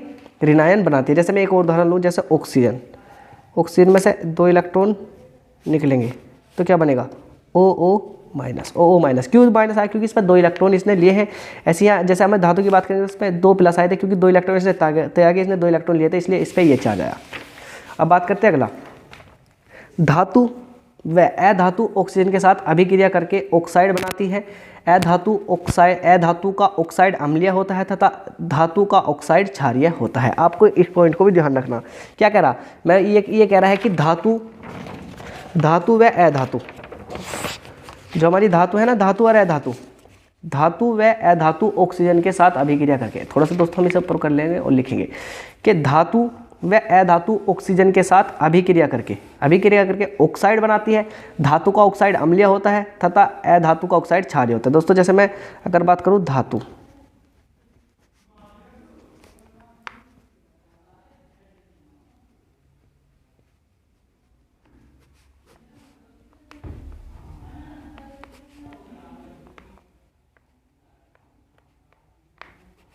क्या दोस्तों, धातु है, ऑक्सीजन के साथ अभिक्रिया करेगी तो धातु ऑक्साइड बनेगा। अब धातु ऑक्साइड कैसे है, जैसे अगर मैं बात कर रहे हैं हम ले में सोडियम, सोडियम हमारी एक धातु है, ऑक्सीजन के साथ अभिक्रिया करेगी, सोडियम ऑक्सीजन के साथ अभिक्रिया करेगी तो क्या बनेगा, Na2O बनेगा, Na2O बनेगा। तो क्या होता है, ध्यान रखना, ये होता है हमारा क्षारीय। क्या होता है, क्षारीय। मैंने ये पॉइंट लिखा कि धातुएं ऑक्सीजन के साथ अभिक्रिया करके धात्विक ऑक्साइड बनाती है और धातु का ऑक्साइड कैसा होता है, क्षारीय होता है। तो दोस्तों आप इस पॉइंट को ध्यान रखेंगे कि बस धातु ऑक्सीजन के साथ अभिक्रिया करके धातु ऑक्साइड बनाती है। तो जैसे सोडियम एक धातु हमारी ऑक्सीजन के साथ अभिक्रिया करेगी तो सोडियम ऑक्साइड बनाएगी और सोडियम ऑक्साइड कैसा होता है, क्षारीय होता है। यानी आप इसे बैलेंस कर सकते हैं। बैलेंस कैसे करेंगे दोस्तों, जैसे हमारा सोडियम यहाँ कितना है 1, यहाँ सोडियम कितने हो गए हमारे 2, तो हम सोडियम को 2 करने के लिए 2 लगाएंगे, ठीक है। हमारे यहाँ कितने ऑक्सीजन कितने हैं 2, ऑक्सीजन कितने हैं हमारे पास 2, और यहाँ कितना है यहाँ 1, तो हम यहाँ 2 और लगा देंगे। तो हमारे में बताओ कि अब सोडियम कितने हो गए दोस्तों, हमारे हो गए सोडियम 4 और ऑक्सीजन हो गए हमारे 2। लेकिन हमारे यहाँ सोडियम कितने करने पड़ेंगे 4, तो हमें इससे 4 से गुना करनी पड़ेगी, इसे 4 से गुना करनी पड़ेगी, हमारी होगी अभिक्रिया बैलेंस। तो मैंने बस ये पॉइंट लिखवाया था कि मैं तुम्हें कि धातु ऑक्सीजन के साथ अभिक्रिया करके धात्विक ऑक्साइड बनाती है। धातु का ऑक्साइड अम्लीय होता है, सॉरी धातु का ऑक्साइड कैसे दोस्तों, धातु का ऑक्साइड दोस्तों ये अम्लीय होता है। कैसे, धातु का ऑक्साइड अम्लीय, दोस्तों मेरे से गलत लिखा गया, धातु का ऑक्साइड कैसा होता है, अम्लीय होता है। यानी आप लिख लीजिए कि धातु का ऑक्साइड कैसा होगा, अम्लीय होता है। दोस्तों इसके साथ में बात करें धातु ऑक्सीजन के साथ अभिक्रिया करके पोटेशियम ऑक्साइड बनाएगा, ये भी कैसा होगा, ये दोस्तों ये गलत लिखा है, अम्लीय होता है। इसके बाद में अधातु की जल से अभिक्रिया, तो धातु जल से अभिक्रिया करके धातु जल से अभिक्रिया करके धातु हाइड्रोक्साइड बनाता है तथा साथ में हाइड्रोजन गैस भी निकलती है। तो आप इस पॉइंट को भी लिख सकते हैं कि धातु जल से अभिक्रिया करेगा। जैसे ही धातु जल से अभिक्रिया करेगा क्या, धातु हाइड्रोक्साइड बनाता है तथा साथ में हाइड्रोजन गैस भी निकलती है। दोस्तों अब देखेंगे इसे अगले पेज पर करेंगे अभिक्रिया को। हमने क्या लिखा, हमने लिखा है कि धातु जल के साथ अभिक्रिया करके धातु हाइड्रोक्साइड व हाइड्रोजन बनाती है। तो धातु कोई भी ले लेंगे, जैसे दोस्तों हम पोटेशियम ले लें, पोटेशियम एक धातु है हमारी, जल के साथ अभिक्रिया, जल को मैं दोस्तों HOH लिख सकता हूँ क्योंकि एक अणु एरा एक अणु दो अणु हाइड्रोजन गैर क्वेश्चन, तो H2O जल बन जाएगा। इसके साथ में ब्रैकेट में आप इसे चाहे H2O लिख सकते हैं। तो क्या बनेगा, धातु हाइड्रोक्साइड बनाती है, तो दोस्तों K और यहाँ से OH निकलेगा तो क्या बनेगा, KOH और प्लस का हाइड्रोजन, हाइड्रोजन का मतलब H2 बनाती है। दोस्तों इसे बैलेंस करना, बैलेंस कर लेंगे। देखो पोटेशियम कितना, यहाँ 1 है, यहाँ भी पोटेशियम मिल सके, यहाँ हाइड्रोजन 1 और 1 2, यहाँ हाइड्रोजन 1 और 2 3 है, तो यहाँ हाइड्रोजन ज़्यादा है तो हम यहाँ क्या करेंगे 2 लगा देंगे। तो बताइए कि दोस्तों यहाँ पोटेशियम यहाँ कितने होगी का, यानी ये तो इतने ही है, पोटेशियम तो 1 ही है, लेकिन H भी दोस्तों यहाँ 2, देखो 2 तो है, 2 दूनी 4 है, और हमारे क्या नाम है ऑक्सीजन भी 2 है, तो H यहाँ 3 है, तो हम यहाँ क्या करेंगे यहाँ 2 लगा देंगे। तो बताओ 2 H ये रहे और 2 H ये रहे, H 4 हो गया हमारे। अब ऑक्सीजन 2 यहाँ है, ऑक्सीजन 2 यहाँ है, लेकिन दोस्तों पोटेशियम यहाँ 2 हो गया, यहाँ कितने पोटेशियम यहाँ 1 है, अभी हमारी बैलेंस होगी। तो ध्यान रखना धातु जल से अभिक्रिया करके धातु हाइड्रोक्साइड व हाइड्रोजन का निर्माण करते हैं दोस्तों। और बहुत सारी अभिक्रियाएं, लेकिन हमें इतनी सारी अभिक्रियाएं नहीं करनी यार। अब अभिक्रिया है कि धातु, अगली अभिक्रिया है कि अधातु जल से अभिक्रिया नहीं करती। तो नोट करके लिख लें कि अधातु जल से अभिक्रिया नहीं करती। अगर आपसे कोई पूछे कि अधातु जल से अभिक्रिया करती है तो आप कहेंगे अधातु जल से अभिक्रिया नहीं करती। दोस्तों साथ में एक अभिक्रिया और कर लीजिए, जैसे हमारा एक फेमस उदाहरण है सोडियम वाला। सोडियम हमारी एक धातु है, इसकी किससे HOH, HOH का मतलब है हमारा क्या जल, चाहे आप ब्रैकेट में लिख सकते हैं जल। HOH से अभिक्रिया करेगी तो क्या बनेगा, यहाँ से OH निकलेगा, यहाँ से Na निकलेगा तो क्या बनेगा NaOH। NaOH का मतलब सोडियम हाइड्रोक्साइड बनेगा, यानी धातु हाइड्रोक्साइड बनेगा और साथ में हाइड्रोजन भी निकलेगी। अब इसे बैलेंस करेंगे, 2 इधर है, एक इधर है, एक इधर है, हाइड्रोजन 1 और 1 2, हाइड्रोजन 2 और 1 3, हाइड्रोजन ज़्यादा है तो हम यहाँ 2 लगा देंगे और 2 यहाँ लगा देंगे, तो 2 2 4 हो जाएंगे। 2 और 2 4 हो जाएंगे। ऑक्सीजन भी 2 है, ऑक्सीजन भी 2, लेकिन हाइड्रोजन सोडियम कितने, सोडियम यहाँ 1 है, यहाँ सोडियम 2 करने के लिए सोडियम 2 लगा देंगे। तो दोस्तों ये हमारी अभिक्रिया इसकी यानी इससे अभिक्रिया कर लेगा। इसके बाद में अधातु की अम्लों से अभिक्रिया। दोस्तों धातु की अम्लों से अभिक्रिया, तो दोस्तों हम पढ़ रहे थे धातु और अधातु के रासायनिक गुण, तो अगली हमारा जो पार्ट है वो पढ़ेंगे धातु की अम्लों से अभिक्रिया। तो यानी दोस्तों हम पढ़ेंगे धातु के अम्लों से अभिक्रिया। तो पहला टॉपिक है कि धातु अम्ल से अभिक्रिया करके लवण व हाइड्रोजन गैस बनाती है। तो दोस्तों आपको इस चीज़ का ध्यान रखना है कि धातु अम्लों से अभिक्रिया कर क्या बनाती है। तो मैंने बताया कि धातु अम्लों से अभिक्रिया कर क्या बनाती है, धातु अम्लों से अभिक्रिया करके लवण तथा हाइड्रोजन गैस बनाती है। तो क्या लिखेंगे कि धातु अम्ल के साथ अभिक्रिया करके क्या बनाती है, धातु अम्ल के साथ अभिक्रिया करके लवण और क्या, हाइड्रोजन बनाती है। तो दोस्तों धातु अम्ल के साथ अभिक्रिया करके लवण व हाइड्रोजन बनाती है। और दोस्तों एक नोट करके मैंने लिखवा रखा कि अधातु अम्लों से अभिक्रिया नहीं करती। तो दोस्तों आप इस पॉइंट को भी नोट कर लेंगे कि जो हमारी अधातु होती है वो अम्लों से अभिक्रिया नहीं करती। अब देखते हैं कि इसकी कुछ अभिक्रियाएं देख लेते हैं कि धातु जो होती है अम्ल से अभिक्रिया करके कैसे लवण बनाती है। दोस्तों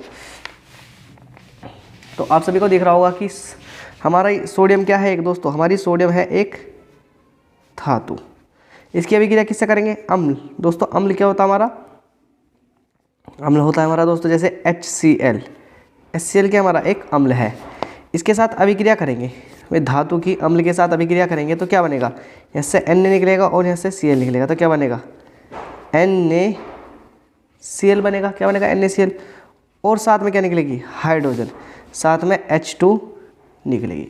अब दोस्तों इसे अभिक्रिया को बैलेंस करके देखते हैं कि बैलेंस है या नहीं है।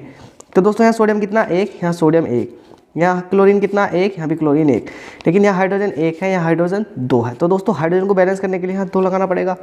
तो अब हमारे जैसे ही हमने यहाँ हाइड्रोजन 2 करे, हाइड्रोजन तो 2 हो गया, लेकिन हमारा Cl भी कितना हो गया, यहाँ Cl 1 है लेकिन यहाँ Cl कितने हो गए 2, तो यहाँ भी हम 2 लगाएंगे। लेकिन जैसे हमने Cl को बैलेंस करा तो इस तरह से हमारे Na भी जो सोडियम वो भी अनबैलेंस हो गया, तो यहाँ भी 2 लगा देंगे तो हमारा सोडियम भी बैलेंस हो जाएगा।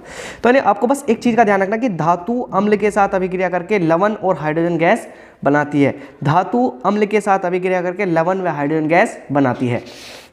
इसके बाद में दोस्तों हमारा एक यानी अगले टॉपिक की तरफ चलते हैं कि अगला टॉपिक क्या है, कि आपको दिख रहा होगा कि दोस्तों यहाँ कि इसमें दे रखा है कि ये यानी उदाहरण है दोस्तों, आप और भी उदाहरण ले सकते हो, कोई से भी उदाहरण ले सकते हो, लेकिन बस हम एक उदाहरण से करेंगे। यानी चलो मैं एक उदाहरण और करा दूं, जैसे हम ये आपको उदाहरण दिख रहा होगा जिंक वाला।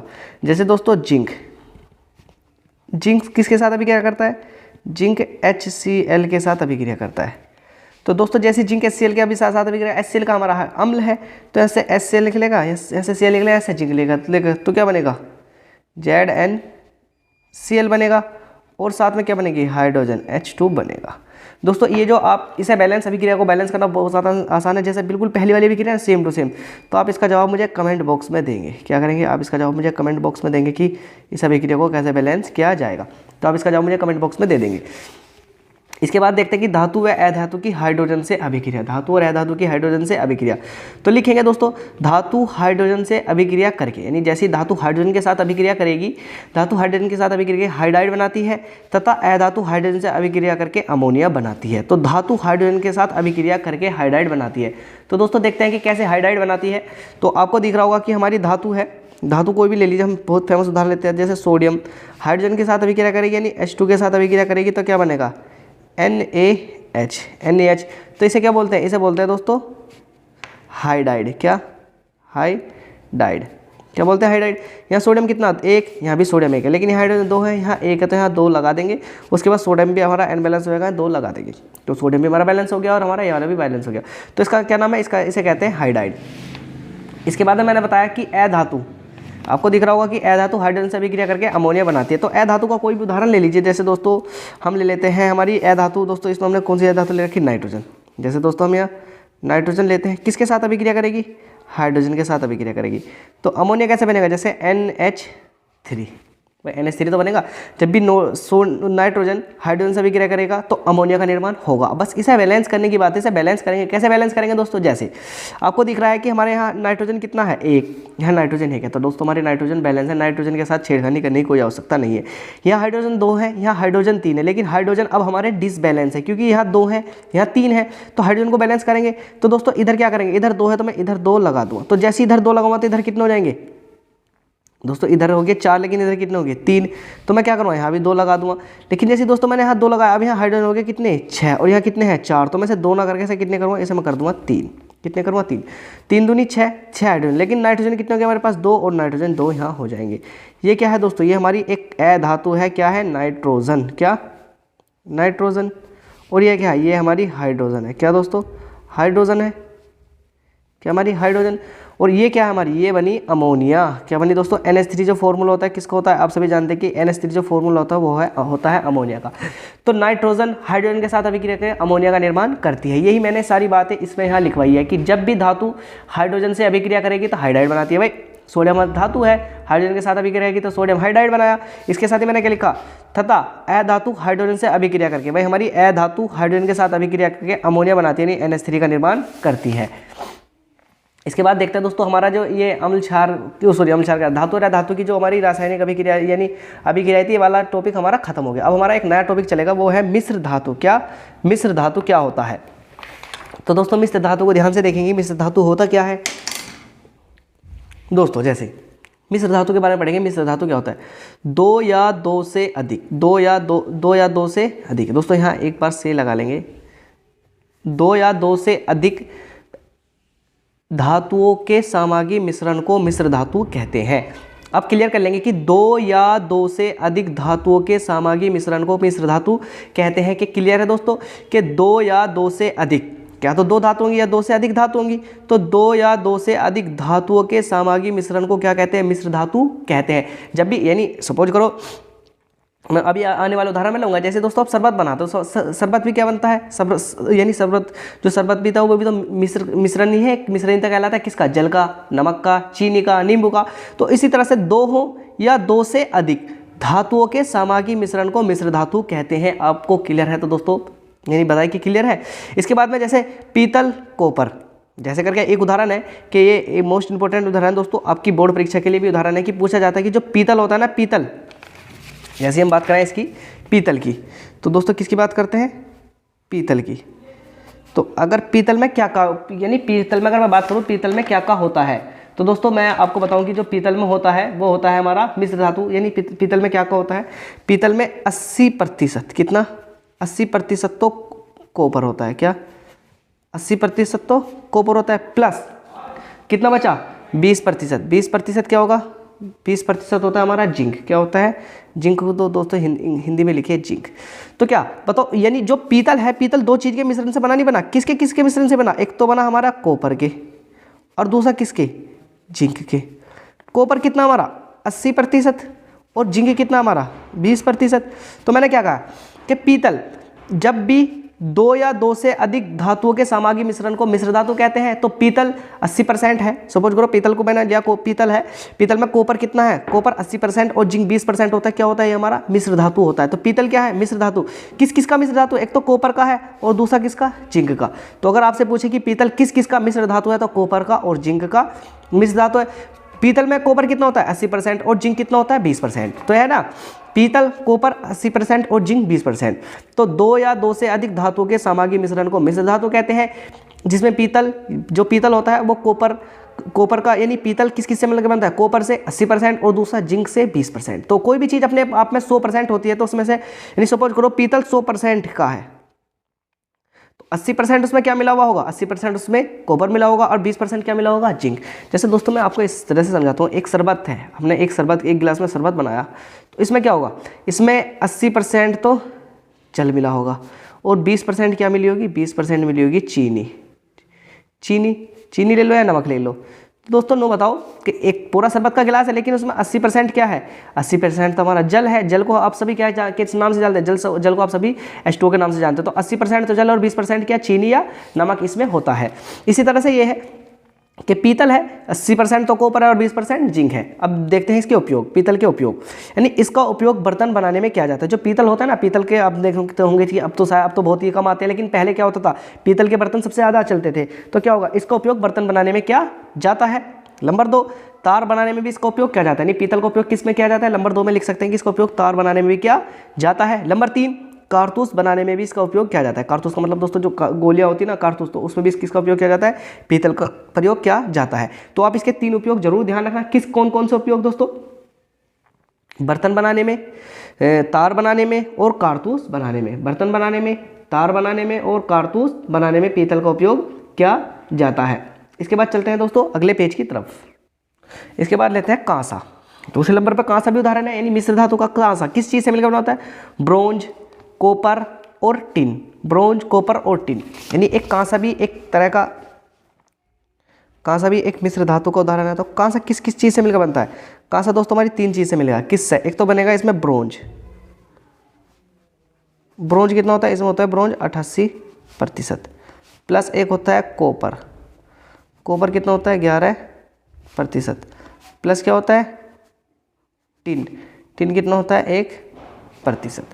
तो ये 3 चीज़ों से मिलकर बना होता है। किस किस चीज़ 3 चीज़ से मिलकर बना होता है, ब्रोंज 88%, कॉपर 11% और टिन 1%। तो कॉपर कांसा 3 चीज़ से मिलकर बना होता है। किस किस चीज़ से मिलकर बना होता है दोस्तों, कांसा ब्रोंज 88%, कॉपर 11% और टिन 1% से मिलकर बना होता है। तो अब बताओ कि जब मैंने क्या मिश्र धातु की डेफिनेशन क्या थी, 2 या 2 से अधिक धातुओं के सामग्री मिश्रण को मिश्र धातु कहते हैं। तो बताओ अगर मैं बात करूँ कांसा, तो कांसा 3 चीज़ से 2 से ज़्यादा मिलकर बना हुआ है, नहीं 3 से मिल रहा है, ब्रोंज से, कॉपर से और टिन से। देखते हैं इसके उपयोग। इसका उपयोग बर्तन बनाने में किया जाता है। जो कांसा है इसका उपयोग बर्तन बनाने में किया जाता है। नंबर 2, मूर्तियाँ बनाने में किया जाता है, यानी इसका उपयोग किस किस में करेंगे, इसका उपयोग बर्तन बनाने में और मूर्तियाँ बनाने में। तो कांसे की क्या बनती है, मूर्ति बनती है और बर्तन बनता है दोस्तों। क्लियर है, अगर क्लियर है तो आगे चलते हैं। अब बात करते हैं तीसरा उदाहरण, अम्लगम। यह पारा व धातु का मिश्रण होता है, पारा यानी अम्लगम। अगला उदाहरण किसका है, जैसे हमारा यानी हम उसमें देख रहे हैं तो अम्लगम किस किस चीज़ से मिलकर बनाता है, ये पारा। पारा को क्या बोलते हैं हम, Hg। पारा व धातु के मिश्रण को क्या कहते हैं, अम्लगम। पारा कैसे लेते हैं, जैसे दोस्तों हम ले लेते हैं, पारे का सूत्र क्या होता है Hg, और धातु क्या ले लेते हैं पोटेशियम। तो क्या बनेगा पोटेशियम, सॉरी KHg। क्या बनेगा दोस्तों, KHg। KHg क्या होता है, क्योंकि पारा और धातु के मिश्रण को क्या कहते हैं, अम्लगम। ये क्या है, अम्लगम होता है। तो बताओ दोस्तों ये भी 2 धातुओं का मिश्रण हुआ नहीं हुआ, अम्लगम। तो हमने क्या लिखा, 2 धातुओं के 2 या 2 से अधिक धातुओं के मिश्रण को यानी 2 या 2 से अधिक धातु के मिश्रण को मिश्र धातु कहते हैं। तो दोस्तों ये क्या हुआ हमारा, इसे काट कर देते हैं दोस्तों, सही। ये हो गया हमारा KHg, यानी पारा और क्या नाम लिख रहा है उसके मिश्रण को क्या कहते हैं, पारा और उसके मिश्रण को क्या कहते हैं दोस्तों, अम्लगम कहते हैं। अगला टॉपिक दोस्तों हमारा शुरू होती है विद्युत रासायनिक श्रेणी। क्या, विद्युत रासायनिक श्रेणी। अब इसे पढ़ेंगे कि विद्युत रासायनिक श्रेणी क्या होती है। विभिन्न इलेक्ट्रोडों को, यानी विभिन्न इलेक्ट्रोडों को उनके मान के अनुसार, यानी कोई इलेक्ट्रोड है, विभिन्न इलेक्ट्रोडों को उनके मान के अनुसार इलेक्ट्रोड विभव के बढ़ते क्रम में जो श्रेणी प्राप्त होती है उसे विद्युत रासायनिक श्रेणी कहते हैं। विद्युत रासायनिक श्रेणी कहते हैं, यानी विभिन्न इलेक्ट्रोडों को उनके मान के अनुसार इलेक्ट्रोड विभव के बढ़ते क्रम में जो श्रेणी प्राप्त होती है उसे विद्युत रासायनिक श्रेणी कहते हैं। उसे विद्युत रासायनिक श्रेणी कहते हैं। तो दोस्तों विद्युत रासायनिक श्रेणी देखते हैं कि कैसे होती है। यदि जब भी हम इलेक्ट्रोड को उनके बढ़ते हुए क्रम के अनुसार रखते चलते हैं, यानी इलेक्ट्रोड को उनके बढ़ते हुए क्रम के अनुसार रखते चलते हैं, तो क्या होगा, यानी वो धातु क्या होगी, वो क्या नाम लिख रहा है, उसे विद्युत रासायनिक श्रेणी कहते हैं। तो दोस्तों ध्यान रखना कि ये एक विद्युत रासायनिक श्रेणी है, क्योंकि विभिन्न इलेक्ट्रोडों को उनके मान के अनुसार, यानी जब भी जैसे इनके कुछ मान होंगे, इनके बढ़ते क्रम में इन्हें रखते चलेंगे तो क्या होगी, वो जो श्रेणी प्राप्त होगी उसे विद्युत रासायनिक श्रेणी कहेंगे। जैसे कुछ नाम है, जैसे potassium, sodium, magnesium, aluminium, zinc, iron, lead, hydrogen, copper, पारा और Au क्या नाम है, सिल्वर, या क्या नाम लगेगा, चांदी का सूत्र उसका, Au दोस्तों सोने का सूत्र होता है, यानी सोना। यानी ये हमारी विद्युत रासायनिक श्रेणी है। ये विद्युत रासायनिक श्रेणी के बारे में बस दोस्तों आपको ज़्यादा इतनी डिटेल नहीं चाहिए, बस विभिन्न इलेक्ट्रोडों को उनके मान के अनुसार इलेक्ट्रोड विभव के बढ़ते हुए क्रम में जो श्रेणी प्राप्त होती है उसे विद्युत रासायनिक श्रेणी कहते हैं। दोस्तों यहाँ तक क्लियर है। इसके बाद चलते हैं अगले टॉपिक पर। दोस्तों ये भी है, ये तो धातु के लिए है, धातु जैसे आयोड हो गया, ब्रोमो हो गया, क्लोरीन हो गया और फ्लोर हो गया, इस बारे में क्या है, ये हमारे सारे यानी विद्युत रासायनिक श्रेणी के उदाहरण है। अगला टॉपिक दोस्तों हमारा जो इंपॉर्टेंट टॉपिक है वो है हमारा क्या, इसे आप जरूर लिख लेंगे, आयनिक या वैद्युत संयोजक यौगिक, आयनिक या वैद्युत संयोजक यौगिक, आयनिक या वैद्युत संयोजक यौगिक। तो जब धातु का परमाणु यानी आयनिक या वैद्युत संयोजक यौगिक, आप सभी ने हेडिंग डाल ली होगी, उसके बाद लिखेंगे, क्या लिखेंगे, जब धातु का परमाणु, क्या, जब धातु का परमाणु अधातु के परमाणु के सामने आता है। किसका, जब धातु का परमाणु अधातु के परमाणु के सामने आता है। और देखिए दोस्तों अगले पेज पर, यहाँ लिख, जब धातु का परमाणु अधातु के परमाणु के सामने आता है तो धातु से इलेक्ट्रॉन निकलता है, वह अधातु में चला जाता है। किस में चला जाता है, अधातु में चला जाता है। इससे धातु धनात्मक व अधातु ऋणात्मक हो जाती है, इससे धातु धनात्मक व अधातु ऋणात्मक हो जाती है। अतः ये एक दूसरे के बीच आकर्षण बल लगता है, जिससे आयनिक यौगिकों का निर्माण होता है। दोस्तों बिल्कुल मामूली सी डेफिनेशन है, इसके उदाहरण से समझेंगे कि ये क्या होता है। सपोज करें मैंने लिखा कि जब भी धातु, हमने लिखा जब भी धातु किसके, जब भी धातु अधातु, जब भी धातु अधातु के सामने आती है तो धातु से एक इलेक्ट्रॉन निकलता है, और धातु से इलेक्ट्रॉन निकलेगा तो उस पर धनायन आ जाता है। उसके बाद क्या होगा, वो इलेक्ट्रॉन किस में, अधातु में चला जाता है, तो अधातु पर क्या आ जाता है, अधातु पर ऋणात्मक चार्ज आ जाता है, और इनके यानी एक दूसरे पर प्रतिकर्षण लगता है, जिससे क्या नाम लिख रहे हैं, आयनिक यौगिकों का निर्माण होता है। आयनिक यौगिकों का निर्माण, आयनिक यौगिक, आप इसे लिख लेंगे तो आपको अच्छी तरीके से याद हो जाएगा। पहले एक बार डेफिनेशन पढ़ेंगे। डेफिनेशन क्या है, देखो, जब धातु का परमाणु अधातु के सामने आता है, जब धातु का परमाणु, आप ध्यान रखेंगे कि जब भी धातु का परमाणु अधातु के सामने आता है, जब धातु का परमाणु अधातु के सामने आता है, आप इसे नोट करेंगे, जब भी धातु का परमाणु अधातु के सामने आता है तो धातु से इलेक्ट्रॉन निकलता है। हमने क्या की, जब भी धातु का परमाणु अधातु के परमाणु के सामने आता है तो धातु से क्या होगा, इलेक्ट्रॉन निकलेगा। धातु से सपोज करो कोई इलेक्ट्रॉन निकल गया तो धातु से इलेक्ट्रॉन निकलता है, और धातु से इलेक्ट्रॉन निकलता है वह अधातु में चला जाता है, वह अधातु में चला गया। कोई धातु है अधातु के सामने आया तो धातु ने इलेक्ट्रॉन छोड़ा और अधातु में चला गया, इससे धातु धनात्मक व अधातु ऋणात्मक हो जाती है। जो धातु होगी वो कैसी, धनात्मक, और अधातु कैसी होगी, अधातु ऋणात्मक हो जाती है। इससे धातु धनात्मक व अधातु ऋणात्मक हो जाती है, यानी धातु धनात्मक अधातु ऋणात्मक। यहाँ भी देख सकते हैं कि धातु धनात्मक व अधातु ऋणात्मक हो जाती है, ये एक दूसरे के बीच आकर्षण बल लगने लगता है। अब दोस्तों सपोज करें कि एक तरफ तो प्लस है, एक तरफ माइनस है, तो जब भी प्लस माइनस होंगे, यानी ऐसे, यहाँ समझिए दोस्तों, मैं आपको इसे एक अलग पेज में समझाता हूँ। जैसे ये है कि अगर प्लस है तो अगर मैं प्लस प्लस की बात करूँ तो प्लस प्लस कैसे होंगे, ये प्लस प्लस के मध्य प्लस प्लस के मध्य प्रतिकर्षण लगेगा। लेकिन जैसे ही माइनस माइनस होगा तो माइनस माइनस के मध्य भी कैसा, प्रतिकर्षण ही लगेगा। प्रतिकर्षण का मतलब ये दोनों एक दूसरे से परस्पर भागेंगे। लेकिन जैसे ही हमें प्लस व माइनस रख दूँ तो क्या लगेगा, प्लस व माइनस के मध्य आकर्षण लगेगा। क्या लगेगा, आकर्षण। लेकिन जैसे ही हम माइनस और प्लस रख दूँ तो इनके मध्य भी क्या, आकर्षण लगेगा, यानी एक दूसरे को, ये एक दूसरे की तरफ को खींचने लगेंगे। ये कह रहा है कि एक दूसरे के बीच आकर्षण बल लगता है, जिससे आयनिक यौगिकों का निर्माण होता है। दोस्तों एक उदाहरण के अनुसार चलते हैं। जैसे हम लेंगे सोडियम, सोडियम को क्या नाम लिख रहे हैं, सोडियम एक धातु है। सोडियम क्या है, हमारी एक धातु है। किसके पास में आएगा, क्लोरीन हमारी एक धातु है। तो अगर हम सोडियम के पास एक इलेक्ट्रॉन होता है दोस्तों, जब हम इसका इलेक्ट्रॉनिक विन्यास करेंगे कैसे, जैसे हम बात करें सोडियम हमारा 11वें नंबर पर आता है। कितने नंबर पर आता है, 11वें पे। तो सोडियम का इलेक्ट्रॉनिक विन्यास लिखो 2 8 1, 2 8 2 8 2 10 और 1 11। तो सोडियम की अंतिम कक्षा में कितने इलेक्ट्रॉन है, 1। तो मैंने एक इलेक्ट्रॉन यहाँ लिख दिया। इसके बाद में देखते हैं क्लोरीन, Cl देखते हैं दोस्तों।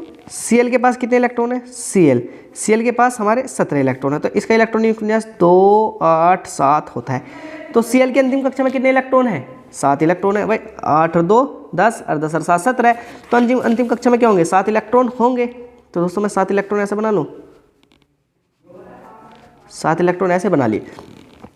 अब लो बताओ, जब भी क्या नाम लिख रहे हैं, अब इसे 1 इलेक्ट्रॉन की जरूरत है, इसे 7 इलेक्ट्रॉन की जरूरत है। तो क्या होगा, ये अपना 1 इलेक्ट्रॉन इसमें से ही, जैसे इसके परमाणु के सामने आएगा तो ये इसके सामने आएगा, तो दोस्तों ये अपना 1 इलेक्ट्रॉन इसे दे देगा। अब क्या होगा, यहाँ तो धातु पे क्या हो जाएगा, धातु पे प्लस चार्ज हो जाएगा, और इसने इससे इलेक्ट्रॉन लिया तो इस पर कैसा चार्ज आएगा, माइनस चार्ज आ जाएगा।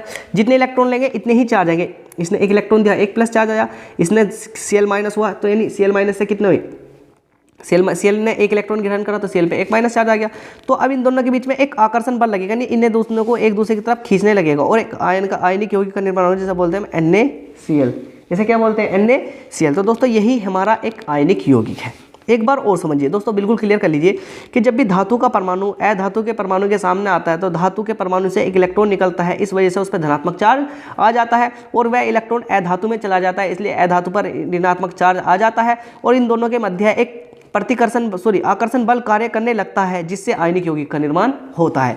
ये तो धातु से इलेक्ट्रॉन निकलता है, वह अधातु में चला जाता है, इससे धातु धनात्मक व अधातु ऋणात्मक हो जाते हैं। वही धातु का परमाणु अधातु के सामने आता है तो धातु से एक इलेक्ट्रॉन निकलेगा और अधातु में चला जाएगा, अधातु में चला जाता है, इससे धातु धनात्मक, इससे धातु धनात्मक होगी, वह अधातु ऋणात्मक हो जाती है। अतः ये एक दूसरे के बीच आकर्षण बल लगाने लगते हैं। जब एक पे प्लस है एक पे माइनस है, मैंने अभी आपको समझाया कि जैसी जैसी प्लस माइनस वाला चिन्ह होगा तो एक क्या होगा, एक दूसरे की तरफ आकर्षण होगा।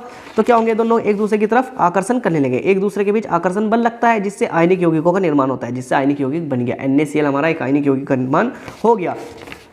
दोस्तों एक उदाहरण नोट कर लें अगर आपकी समझ में नहीं आया।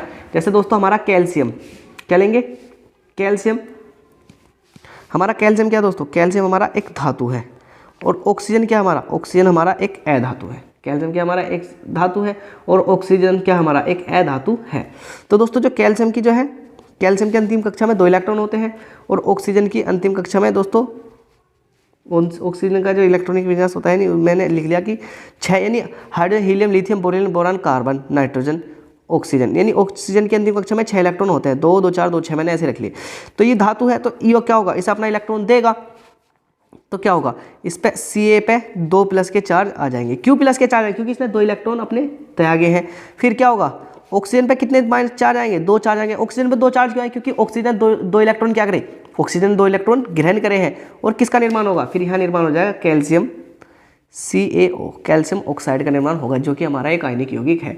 तो दोस्तों आपको इसका ध्यान रखना है। आई होप कि आपको समझ में आ गया होगा। दोस्तों अगर आपको समझ में नहीं आया तो वीडियो बहुत ज़्यादा लंबी हो जाएगी, तो आप इसलिए इस वीडियो को यानी दोबारा से प्ले कर देख सकते हैं, आपकी समझ में आ जाएगा। आप इनके नाम भी लिख सकते हैं, जैसे कैल्शियम ऑक्साइड, कैल्शियम और O का मतलब ऑक्साइड, तो किसका निर्माण, कैल्शियम ऑक्साइड का निर्माण होगा। अब दोस्तों देखते हैं आयनिक यौगिक के गुण। आयनिक यौगिक के गुण, आयनिक यौगिकों की भौतिक अवस्था प्रबल स्थिर वैद्युत आकर्षण बल के कारण ठोस होती है। तो जो आयनिक यौगिक होते हैं वे कैसे होते हैं, आयनिक यौगिक ठोस होते हैं। किस कारण ठोस होते हैं, आयनिक यौगिकों की भौतिक अवस्था प्रबल, किसके, प्रबल स्थिर वैद्युत आकर्षण के कारण ठोस होती है। दोस्तों यानी आपको क्लियर रखना कि जो आयनिक यौगिक है इनकी भौतिक अवस्था क्या होती है, यानी ये ठोस होते हैं। नंबर 2, इनका गलनांक में क्वथनांक अधिक होता है। जो दोस्तों जितने भी ठोस होंगे वो, मैं सपोज करो मैं आपको एक तो गैस दूँ एक द्रव दूँ, तो पहले जो गैस होगी उसका वो तो जल्दी गल जाएगी और वो जल्दी उड़ जाएगी। लेकिन जैसे ही मैं क्या करूं, जैसे मैं आपको एक द्रव दूं वो भी यानी वो गैस से थोड़ा देर में होगा, लेकिन जैसे ही मैं आपको एक ठोस दूं तो ठोस को थोड़ा टाइम लगेगा, नहीं लगेगा। तो क्या करा, इनका गलनांक व क्वथनांक, यानी इनका जलना, गलना का मतलब गलना यानी जो बिल्कुल द्रव अवस्था में जाए, और जमना अधिक होता है। इनका गलनांक और क्वथनांक अधिक होता है। ये जल में घुलनशील होते हैं। ये कैसे होते हैं, ये जल में क्या होंगे, घुल जाएंगे। क्या हो जाएंगे दोस्तों, जल में घुल जाएंगे। इसके बाद देखते हैं विद्युत चालकता। अगली हेडिंग डालिए विद्युत चालकता, यानी विद्युत चालकता का मतलब यानी आयनिक यौगिकों के भौतिक गुण में ही है। जब आयनिक यौगिकों को गर्म करते हैं तो इनके बीच का बंध टूट जाता है, तो इनमें विद्युत धारा बहने लगती है। जब ये ठोस अवस्था में होते हैं तो इसमें विद्युत धारा नहीं बहती। यानी सपोज करें मैंने आपको एक लिया, एक दोस्तों मैंने NaCl का जलीय विलयन लिया। जलीय विलयन का मतलब दोस्तों मैंने NaCl को जल में डाला, एक बीकर में डाला इसमें, और इसमें डालने के बाद में दोस्तों जैसे ही इसमें मैंने NaCl डाला, तो जैसे ही NaCl को हमने पिछली कक्षा में जब हमें एक चैप्टर पढ़े तो उसमें मैंने एक परीक्षण कराया था, उसमें मैंने NaCl डाला था, तो 1 प्लस 1 माइनस। जैसे मैंने इसमें बैटरी लगाई, इसमें NaCl डाला तो Na टूट जाएगा प्लस में और Cl टूट जाएगा माइनस में। क्यों टूट गया, क्योंकि ये दोनों जैसे ही इसमें डलेंगे तो क्या हुआ, यानी कह रहा ना जब आयनिक यौगिक को गर्म करते हैं, यानी जैसे ही मैंने इन्हें इसमें डाला, थोड़ी बिजली चलाई तो क्या हुआ, पानी गर्म होगा ऑटोमेटिक। तो पानी गर्म होगा तो Na प्लस में और Cl माइनस में टूट जाएगा, इनके बीच का बंध टूट जाता है, तो इनमें विद्युत धारा बहने लगती है। और फिर दोस्तों इनमें क्या होगा, एक करंट एक स्थान से दूसरे स्थान तक चला जाएगा। तथा जब ये ठोस अवस्था में होते हैं, लेकिन जैसे ही हम अगर नमक लेंगे NaCl तो उसमें बिजली नहीं दौड़ेगी, तो इसमें विद्युत धारा नहीं बहती। अगर मैं आपको कहूँ कि नमक में बिजली दौड़ाओ तो नहीं दौड़ा सकते, लेकिन जैसे ही आप उसे गर्म करोगे तो क्या होगा, उनके बीच जो बंध था, आयनिक बंध था, वो टूट जाएगा और Na प्लस में और Cl माइनस में टूट जाएगा, तो उनके बीच यानी बिजली बहने लगेगी। नंबर 3 नोट करके लिखेंगे, प्रकृति में तत्वों की उपस्थिति दो प्रकार से होती है। जो प्रकृति है, प्रकृति में तत्वों की उपस्थिति क्या है, दो प्रकार से होती है। नंबर एक, स्वतंत्र या मुक्त अवस्था में, इसमें कम क्रियाशील तत्वों को रखा गया है। तो यानी आपको ध्यान रखना कि जो प्रकृति है, प्रकृति में तत्वों की उपस्थिति दो प्रकार से, यानी जो हमें जितने भी तत्व पाए गए हैं वे दो प्रकार से मिले हैं। एक तो स्वतंत्र या मुक्त अवस्था में, कौन सी, स्वतंत्र या मुक्त अवस्था में, इसमें कम क्रियाशील तत्वों को रखा गया है। तो जो भी स्वतंत्र या मुक्त अवस्था है उसमें हमने कम क्रियाशील तत्वों को रखा गया है। अब देखते हैं कि अगला कौन सा है। तो इसमें क्या है, इसमें हमारे जैसे कम क्रियाशील तत्व जैसे सोना। अब अगर मैं आपको सोना कहूँ कि सोना किसी से क्रिया तो करता नहीं एकदम, जैसे मैं अगर सोना, आप सभी देखते हैं कि सोना यानी जो औरतें होती है वो सोना पहनती है, तो उनके साथ तो क्रिया कोई अभिक्रिया होती नहीं, यानी उनका तो कोई रिएक्शन होता नहीं उन पर। सिल्वर, चांदी, चांदी का भी कोई रिएक्शन नहीं होता, प्लेटिनियम का भी रिएक्शन नहीं होता और कॉपर का भी रिएक्शन नहीं होता, यानी ये मुक्त या संयुक्त अवस्था में पाए जाते हैं। तो आपसे पूछ सकता है कि ऐसे कौन से तत्व हैं जो मुक्त या संयुक्त अवस्था में पाए जाते हैं, तो कौन सा होगा, सोना, प्लेटिनियम, सिल्वर और कॉपर, ये ऐसे तत्व हैं जो मुक्त अवस्था या संयुक्त अवस्था में पाए जाते हैं। इसके बाद देखते हैं मुक्त अवस्था में पाए जाते हैं संयुक्त अवस्था या यौगिक के रूप में जो तत्व अधिक क्रियाशील होते हैं। नंबर 2 मिला कि ऐसे तत्व जो संयुक्त अवस्था में या यौगिक के रूप में पाए जाते हैं वे अधिक क्रियाशील तत्व होते हैं। इसमें कौन कौन से, जैसे aluminium, calcium, magnesium, sodium, Fe। दोस्तों जो सोडियम होता है ना, उसे हम, जो सोडियम है उसे हम कैरोसिन, किसके, कैरोसिन के तेल में, कैरोसिन का मतलब मिट्टी के तेल में से डुबा कर रखते हैं जिससे इसमें आग ना लग जाए, नहीं जल्दी आग पकड़ लेता है। तो कैसा तत्व हुआ, अधिक क्रियाशील तत्व हुआ। दोस्तों हमारे यहाँ तक क्लियर है। इसके बाद हम देखते हैं कि हमारा जो नया टॉपिक है वो है खनिज, यानी खनिज को पढ़ेंगे कि खनिज क्या होते हैं। तो खनिज कोई तत्व प्रकृति से, यानी सपोज करो कोई तत्व हमें प्रकृति से मिला, कोई तत्व प्रकृति से जिस रूप में पाया जाता है उसे खनिज कहते हैं। कोई तत्व प्रकृति से जिस रूप में पाया जाता है उसे क्या कहते हैं,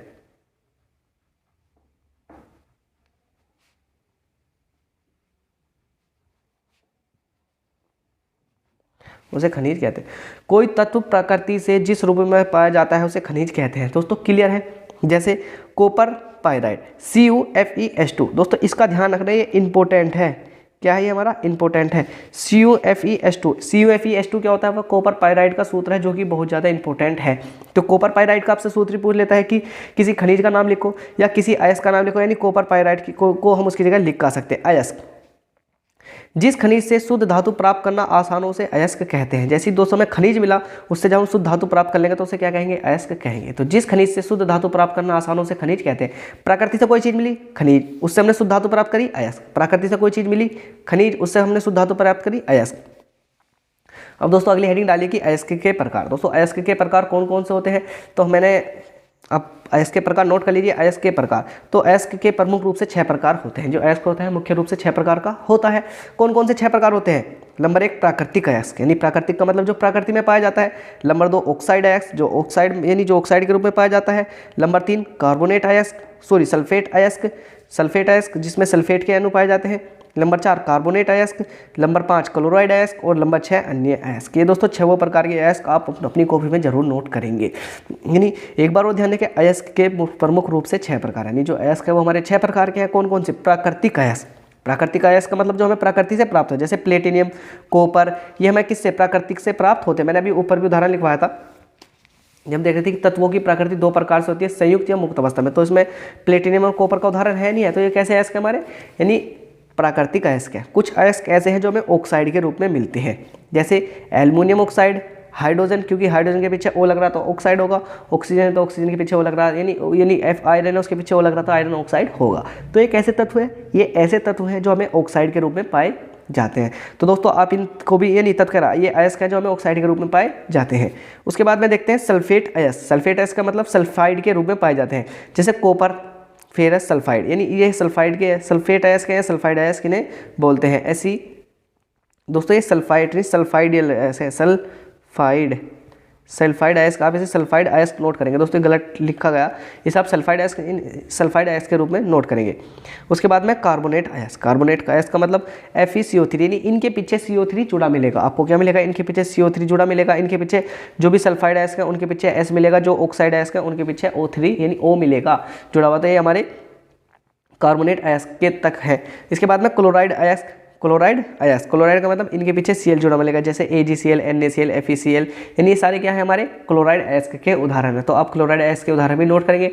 उसके बाद में नंबर 6 अन्य अयस्क। अन्य अयस्क का मतलब ये दूसरे वाले अयस्क हैं, जैसे sodium, aluminium, sodium nitrate, magnesium, sulphate, hydrogen, ये सब हमारे क्या, ये हमारे अन्य अयस्कों के उदाहरण है, अन्य अयस्कों के उदाहरण है। तो दोस्तों आई होप कि आपको अयस्क के भी 6 प्रकार समझ में आ गए होंगे। इसके बाद देखते हैं गैंग, अधात्री या मैट्रिक्स। गैंग, अधात्री या मैट्रिक्स क्या होते हैं, इसके बारे में पढ़ेंगे। तो अयस्क में उपस्थित मिट्टी, कंकड़, रेत, पत्थर, अयस्क में उपस्थित मिट्टी, कंकड़, रेत, पत्थर आदि की अशुद्धियों को, तो क्या कह रहा है, अयस्क में उपस्थित, जो अयस्क है, अयस्क में उपस्थित मिट्टी, कंकड़, रेत, पत्थर, तो जो भी अयस्क है दोस्तों, अयस्क में उपस्थित मिट्टी, कंकड़, रेत, पत्थर, तो अयस्क में उपस्थित मिट्टी, कंकड़, रेत, पत्थर आदि की अशुद्धियों को गैंग या अधात्री कहते हैं। नहीं दोस्तों, जो भी मैल, मिट्टी, गंदगी होगी उसे क्या बोलते हैं, उसे गैंग या अधात्री कहते हैं। दोस्तों क्लियर है। तो अयस्क में उपस्थित मिट्टी, कंकड़, पत्थर, रेत आदि की अशुद्धियों को गैंग या अधात्री कहते हैं। तो बस दोस्तों सबसे पहले हेडिंग है धातु क्रम। धातु क्रम क्या होता है, देखो, किसी धातु के अयस्क से, यानी कोई भी धातु होगी, मैंने बताया कि किसी धातु के अयस्क से शुद्ध धातु प्राप्त करने की क्रिया को धातु क्रम कहते हैं। पहले हमें खनिज मिलेगा, खनिज से अयस्क मिलेगा, और अयस्क से जो हम शुद्ध धातु प्राप्त करेंगे उसे क्या बोलेंगे, उस क्रम में जो ये तीनों क्रम अपनाए जाएंगे उसे क्या बोलेंगे, उसे बोलते हैं धातु क्रम। क्या बोलते हैं, धातु क्रम। तो यानी इसे धातु क्रम आपके समझ में आ गया कि किसी धातु के अयस्क से शुद्ध धातु प्राप्त करने की क्रिया को धातु क्रम कहते हैं। सर्वप्रथम सर्वप्रथम मतलब सबसे पहले अयस्क का सांद्रण किया जाता है, यानी हमें अयस्क का सांद्रण करना है, इससे हमें सांद्रित अयस्क प्राप्त होता है। ठीक है, सांद्रित अयस्क के 3 समूह बनाते हैं, जिसमें से अधिक क्रियाशील धातु, मध्यम क्रियाशील धातु और कम क्रियाशील धातु। तो आपको ध्यान रखना है कि हम सबसे पहले अयस्क का क्या करेंगे, सांद्रण। आपको इस पॉइंट को ध्यान रखना है कि सबसे पहले हम अयस्क का सांद्रण करेंगे, इससे हमें सांद्रित अयस्क प्राप्त होगा। जिस भी अयस्क हम सांद्रण करेंगे उससे कौन सा अयस्क प्राप्त होगा, उससे सांद्रित अयस्क प्राप्त होगा। सांद्रित अयस्क के 3 समूह बनाते हैं, जो भी सांद्रित अयस्क प्राप्त होगा उसके हम 3 समूह बनाएंगे। नंबर 1 अधिक क्रियाशील धातु वाला, फिर एक मध्यम क्रियाशील वाला और एक कम क्रियाशील धातु वाला, 3 क्रम होंगे। अब हम देखेंगे अधिक क्रियाशील धातु का क्या करना है। देखो, अधिक क्रियाशील धातु का अपघटन किया जाता है, जिससे हमें शुद्ध धातु प्राप्त होगी। तो ध्यान रखना, अधिक क्रियाशील धातु को क्या किया जाएगा, अपघटन किया जाएगा, जिससे हमें शुद्ध धातु प्राप्त होगी। नंबर 2 मध्यम क्रियाशील धातु का शोधन है। मध्यम क्रियाशील धातु का शोधन 2 प्रकार से होता है। यदि सल्फाइड अयस्क है तो उसका विस्थापन होगा, और यदि कार्बोनेट अयस्क है तो उसका भर्जन होगा। यानी आपको ध्यान रखना कि मध्यम क्रियाशील धातु का शोधन 2 प्रकार से होता है। यदि सल्फाइड अयस्क है तो उसका विस्थापन होगा, और यदि कार्बोनेट अयस्क है तो उसका भर्जन होगा। भर्जन या निस्थापन, भर्जन होगा। निस्थापन में भर्जन के बाद हमें धातु ऑक्साइड प्राप्त होता है। जो भी हमें भर्जन यानी निस्थापन तथा भर्जन के बाद हमें धातु ऑक्साइड प्राप्त होता है, जिसका अपचयन कराने पर शुद्ध धातु प्राप्त होती है। यानी भर्जन के बाद हमें धातु ऑक्साइड प्राप्त होगा, जिसको शुद्ध कराने, यानी धातु ऑक्साइड प्राप्त होता है, जिसका अपचयन कराने पर अशुद्ध धातु प्राप्त होती है। अशुद्ध धातु को शोधन कराने पर हमें शुद्ध धातु प्राप्त किया जाती है। यानी अशुद्ध धातु का शोधन कराने पर शुद्ध धातु प्राप्त की जाती है। अब दोस्तों इसका अगला पॉइंट देखिए, कम क्रियाशील धातु, यानी यदि सल्फाइड अयस्क पर लागू होता है, इसमें सल्फाइड अयस्क का भर्जन किया जाता है, इससे हमें अशुद्ध धातु प्राप्त होती है, और उसका शोधन कराने पर हमें शुद्ध धातु प्राप्त होती है। यानी सल्फाइड अयस्क कौन से, यानी कम क्रियाशील धातु के अंतर्गत आएगा। अब देखते हैं दोस्तों, अगले पेज पर चलते हैं कि इसमें क्या है। तो देखिए दोस्तों, अयस्क का सांद्रण, सबसे पहले करेंगे अयस्क का सांद्रण क्या होता है। अयस्क का सांद्रण इसलिए किया जाता है क्योंकि इससे गैंग को अलग किया जाता है। इसकी 3 विधियां हैं। यानी अयस्क का सांद्रण क्यों करेंगे, तो अयस्क का सांद्रण इसलिए किया जाता है क्योंकि इससे गैंग को अलग किया जाता है, और उसकी 3 विधियां हैं। तो आपको ध्यान रखना कि अयस्क का सांद्रण क्यों किया जाता है और इसकी कौन कौन सी विधियां हैं। तो अयस्क का सांद्रण इसलिए किया जाता है क्योंकि इससे गैंग को अलग किया जाता है। तो दोस्तों आपको याद रखना है कि अयस्क का सांद्रण क्यों किया जाता है। तो दोस्तों अयस्क का सांद्रण इसलिए किया जाता है क्योंकि इससे गैंग मैंने आपको भी पिछले चैप्टर में पढ़ाया था दोस्तों। मैंने अभी आपको यहाँ एक हेडिंग डलवाई थी, गैंग या अधात्री या मैट्रिक्स। अयस्क में उपस्थित मिट्टी, कंकड़, रेत, पत्थर आदि की अशुद्धियों को गैंग या अधात्री या मैट्रिक्स कहते हैं। तो ध्यान रखना, अयस्क का जो कराया जाएगा ना, अयस्क के सांद्रण में क्या होगा, जो भी उसमें मिट्टी कंकड़ होंगे वे उसमें से क्या हो जाएंगे, बाहर निकल जाएंगे। तो अयस्क का सांद्रण इसलिए किया जाता है क्योंकि इससे गैंग को अलग किया जाता है। इसकी 3 विधियां हैं। कौन कौन सी, सबसे पहली गुरुत्वीय पृथक्करण विधि, दूसरी झाग या फेन फ्लोवन विधि, और तीसरी है चुंबकीय पृथक्करण विधि। चुंबकीय पृथक्करण विधि, आपको तीनों विधियों का ध्यान रखना है। देखो क्या है, नंबर 1 गुरुत्वीय पृथक्करण विधि। देखो जब भारी अयस्क होता है, यानी जब भारी अयस्क होता है तो तब अयस्क के सांद्रण के लिए इस विधि का प्रयोग किया जाता है। भारी अयस्क का मतलब जैसे दोस्तों लोहे का अयस्क हो गया तो भारी होगा, तो उसके अयस्क में किसका प्रयोग करेंगे, गुरुत्वीय पृथक्करण विधि का प्रयोग करते हैं। तो जब भारी अयस्क होता है तो तब अयस्क के सांद्रण के लिए इस विधि का प्रयोग करते हैं। इस विधि अयस्क को बारी इस विधि में ऐसे लिख लो, इस विधि में अयस्क को बारीक पीसकर पानी की धारा प्रवाहित करे और उसे हिलाया जाता है, जिससे अयस्क को भारे कण नीचे बैठ जाते हैं। तो जब भारी अयस्क होता है तब अयस्क का सांद्रण के लिए इस विधि का प्रयोग करते हैं। इस विधि में अयस्क को बारीक पीसकर पानी की धारा प्रवाहित करते हैं और उसे हिलाया जाता है, जिससे अयस्क के भारी कण नीचे बैठ जाते हैं। अयस्क के भारी कण क्या होंगे, नीचे बैठ जाएंगे। तो दोस्तों इसके बाद भी है कि बैठ जाएंगे और अशुद्धियाँ ऊपर तैरने लगती हैं। इस विधि में कार्बोनेट ऑक्साइड व ऑक्साइड अयस्क का सांद्रण किया जाता है। दोस्तों कुछ नहीं, देखो जैसे हमने ये ले लिया बारीक पिसा हुआ अयस्क। सबसे पहले हम इसको क्या करेंगे, बारीक पीस लेंगे। ये बारीक पिसा हुआ कैसे ले लिया हमने, अयस्क। दोस्तों ये बारीक पिसा हुआ, ऐसा करो, मैंने बारीक पिसे हुए अयस्क का यहाँ ढेर लगा लिया एक।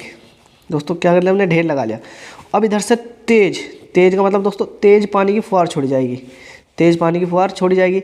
तो इसमें जितनी भी कंकड़ पत्थर होंगे वे सब क्या हो जाएंगे, जो वे है ना वे होंगे, वे जैसे कंकड़ पत्थर होंगे तो वे क्या होंगे, वे बह जाएंगे। और नीचे क्या बचेगा, नीचे जो बैठ जाएगी, नीचे जो शुद्ध धातु होगा नीचे बैठ जाएगा, नहीं शुद्ध धातु बैठ जाएगा। यानी इसमें तो पानी की धारा प्रवाहित करेंगे इधर की साइड को।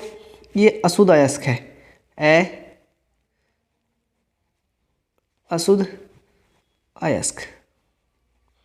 ये कैसा अयस्क है, ये हमारा शुद्ध अयस्क है, शुद्ध अयस्क।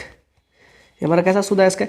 तो जब भी इसमें तेज से पानी की फुहार करेंगे तो अशुद्ध अयस्क इससे अलग हो जाएगा और शुद्ध अयस्क में प्राप्त हो जाएगा। और ये क्या है, ये है गैंग, जिसे बोलते हैं आप दोस्तों ऐसे नहीं समझें कि बदमाशी वाली गैंग, ये है गैंग, जिसे हम अधात्रीय मैट्रिक्स कहते हैं, जो गंदगी होती है इससे अलग हो जाएगी। तो दोस्तों बस मैंने इसमें यही लिखवाया। कैसे लिखवाया, देखो जब भारी अयस्क होता है तब अयस्क के सांद्रण के लिए इस विधि का प्रयोग करते हैं। इस विधि में अयस्क को बारीक पीसकर पानी की धारा प्रवाहित करते हैं और उसे हिलाया जाता है, जिससे अयस्क के भारी कण नीचे बैठ जाते हैं। अयस्क के क्या होंगे, भारी कण नीचे बैठ जाएंगे और अशुद्धियाँ ऊपर तैरने लगती हैं। इस विधि में कार्बोनेट व ऑक्साइड अयस्क का सांद्रण किया जाता है। नोट, हेमेटाइट अयस्क का सांद्रण इस विधि से किया जाता है। दोस्तों ये मोस्ट इंपॉर्टेंट पॉइंट है इसके लिए, कि ये इंपॉर्टेंट पॉइंट है। क्या पूछ लेता है कि हेमेटाइट अयस्क का सांद्रण किस विधि से किया जाता है, तो हेमेटाइट अयस्क का सांद्रण इसी विधि से किया जाता है। कौन सी विधि से किया जाता है, इस वाली विधि से किया जाता है। तो हेमेटाइट अयस्क का सांद्रण इस विधि से ही किया जाता है। अगली विधि दोस्तों नंबर 2 झाग या फेन फ्लोवन विधि। इस विधि में जल व चीड़ के तेल को, यानी इस विधि में जल व चीड़ के तेल को एक बड़े बीकर में डाला जाता है। यानी जल व चीड़ के तेल को एक बड़े बीकर में डाला जाता है। इसके बाद उसमें बारीक पिसा हुआ अयस्क डाला जाता है, ठीक है। फिर उसमें एक नली लगाकर वायु की तेज धारा छोड़ी जाती है, इससे अशुद्ध अयस्क नीचे बैठ जाता है और शुद्ध अयस्क ऊपर तैरने लगता है, जिसे ऊपर से उतार लिया जाता है। तो दोस्तों आप इसका ध्यान रखेंगे, झाग या फेन फ्लोवन विधि। इस विधि में जल व चीड़ के तेल को एक बड़े बीकर में डाला जाता है, ठीक है। जल व चीड़ के तेल को एक बड़े बीकर में डाल देंगे। इसके बाद उसमें बारीक पिसा हुआ अयस्क को डाला जाता है, इसमें बारीक पिसा हुआ अयस्क डाल देंगे। फिर उसमें एक नली लगाकर वायु की तेज धारा छोड़ी जाती है, इससे अशुद्ध अयस्क नीचे बैठ जाता है और अशुद्ध अयस्क ऊपर तैरने लगता है। नहीं दोस्तों क्या है, इससे अशुद्ध अयस्क नीचे बैठ जाता है और शुद्ध अयस्क ऊपर तैरने लगता है, जिससे ऊपर से उतार लिया जाता है। नोट, इस विधि में सल्फाइड अयस्क का सांद्रण किया जाता है। तो आपको ये पॉइंट भी ध्यान रखना कि इस विधि में किसका सांद्रण किया जाता है, इस विधि में सल्फाइड अयस्क का सांद्रण किया जाता है। तो देखो कैसे, मैंने बताया कि एक बीकर लेंगे सबसे पहले। इस विधि में जल व चीड़ के तेल को एक बड़े बीकर में, तो इसमें हमें क्या, चीड़ का तेल व हमने क्या लिया, इसमें जल ले लिया, ठीक है। उसके बाद क्या करा दोस्तों, चीड़ व जल के तेल को, इसके बाद उसमें बारीक पिसा हुआ अयस्क को डाला जाता है। ये क्या है, हमारा बारीक पिसा हुआ अयस्क है। चाहे तो हम कॉपर पायराइट का या यानी सिल्वर सल्फाइड या लेड सल्फाइड कोई से भी अयस्क डाल सकते हैं। हमने डाल दिया। उसके बाद क्या होगा, फिर उसमें एक नली लगाकर वायु की तेज धारा छोड़ी जाती है। दोस्तों ये नली है ना, इसमें वायु की तेज धारा छोड़ेंगे। क्या होगा? वायु की तेज धारा छोड़ेंगे। इससे क्या होगा? वायु की तेज धारा छोड़ जाएगी, इससे अशुद्ध अयस्क तो नीचे बैठ जाता है। दोस्तों जो है ना, ये जो नीचे इकट्ठा हो रहा है, क्या है? ये सारा हमारा अशुद्ध अयस्क है। और जो शुद्ध अयस्क है वो कहाँ चला जाएगा? वो ऊपर आ जाएगा। यानी यहाँ क्या हो जाएगा? यहाँ दोस्तों जब मिलेगा ना, मैं यहाँ से यहाँ, ये क्या मिलेगा? ये हमें शुद्ध अयस्क, दोस्तों हमें क्या मिलेगा? ये हमें शुद्ध अयस्क यहाँ मिल जाएगा। क्या मिलेगा? शुद्ध अयस्क हमें मिल जाएगा। ये ना, ये शुद्ध अयस्क हमें मिल जाएगा। बस दोस्तों ध्यान रखना, बस इसमें एक पॉइंट है कि इस विधि में सल्फाइड अयस्क का सांद्रण किया जाता है। अब चलते हैं दोस्तों, यानी अगले पेज पर, कि अगले पेज पर क्या है। अब अगले पेज पर दोस्तों तीसरी विधि, चुंबकीय पृथक्करण विधि। क्या? चुंबकीय पृथक्करण विधि। इस विधि में उस अयस्क का प्रयोग किया जाता है जो चुंबकीय हो, लोह। इस विधि में बारीक, यानी चुंबकीय हो और लोह, यानी चुंबकीय लोह भी हो। इस विधि में बारीक पिसे हुए अयस्क को घूमते हुए पट्टों पर डाला जाता है।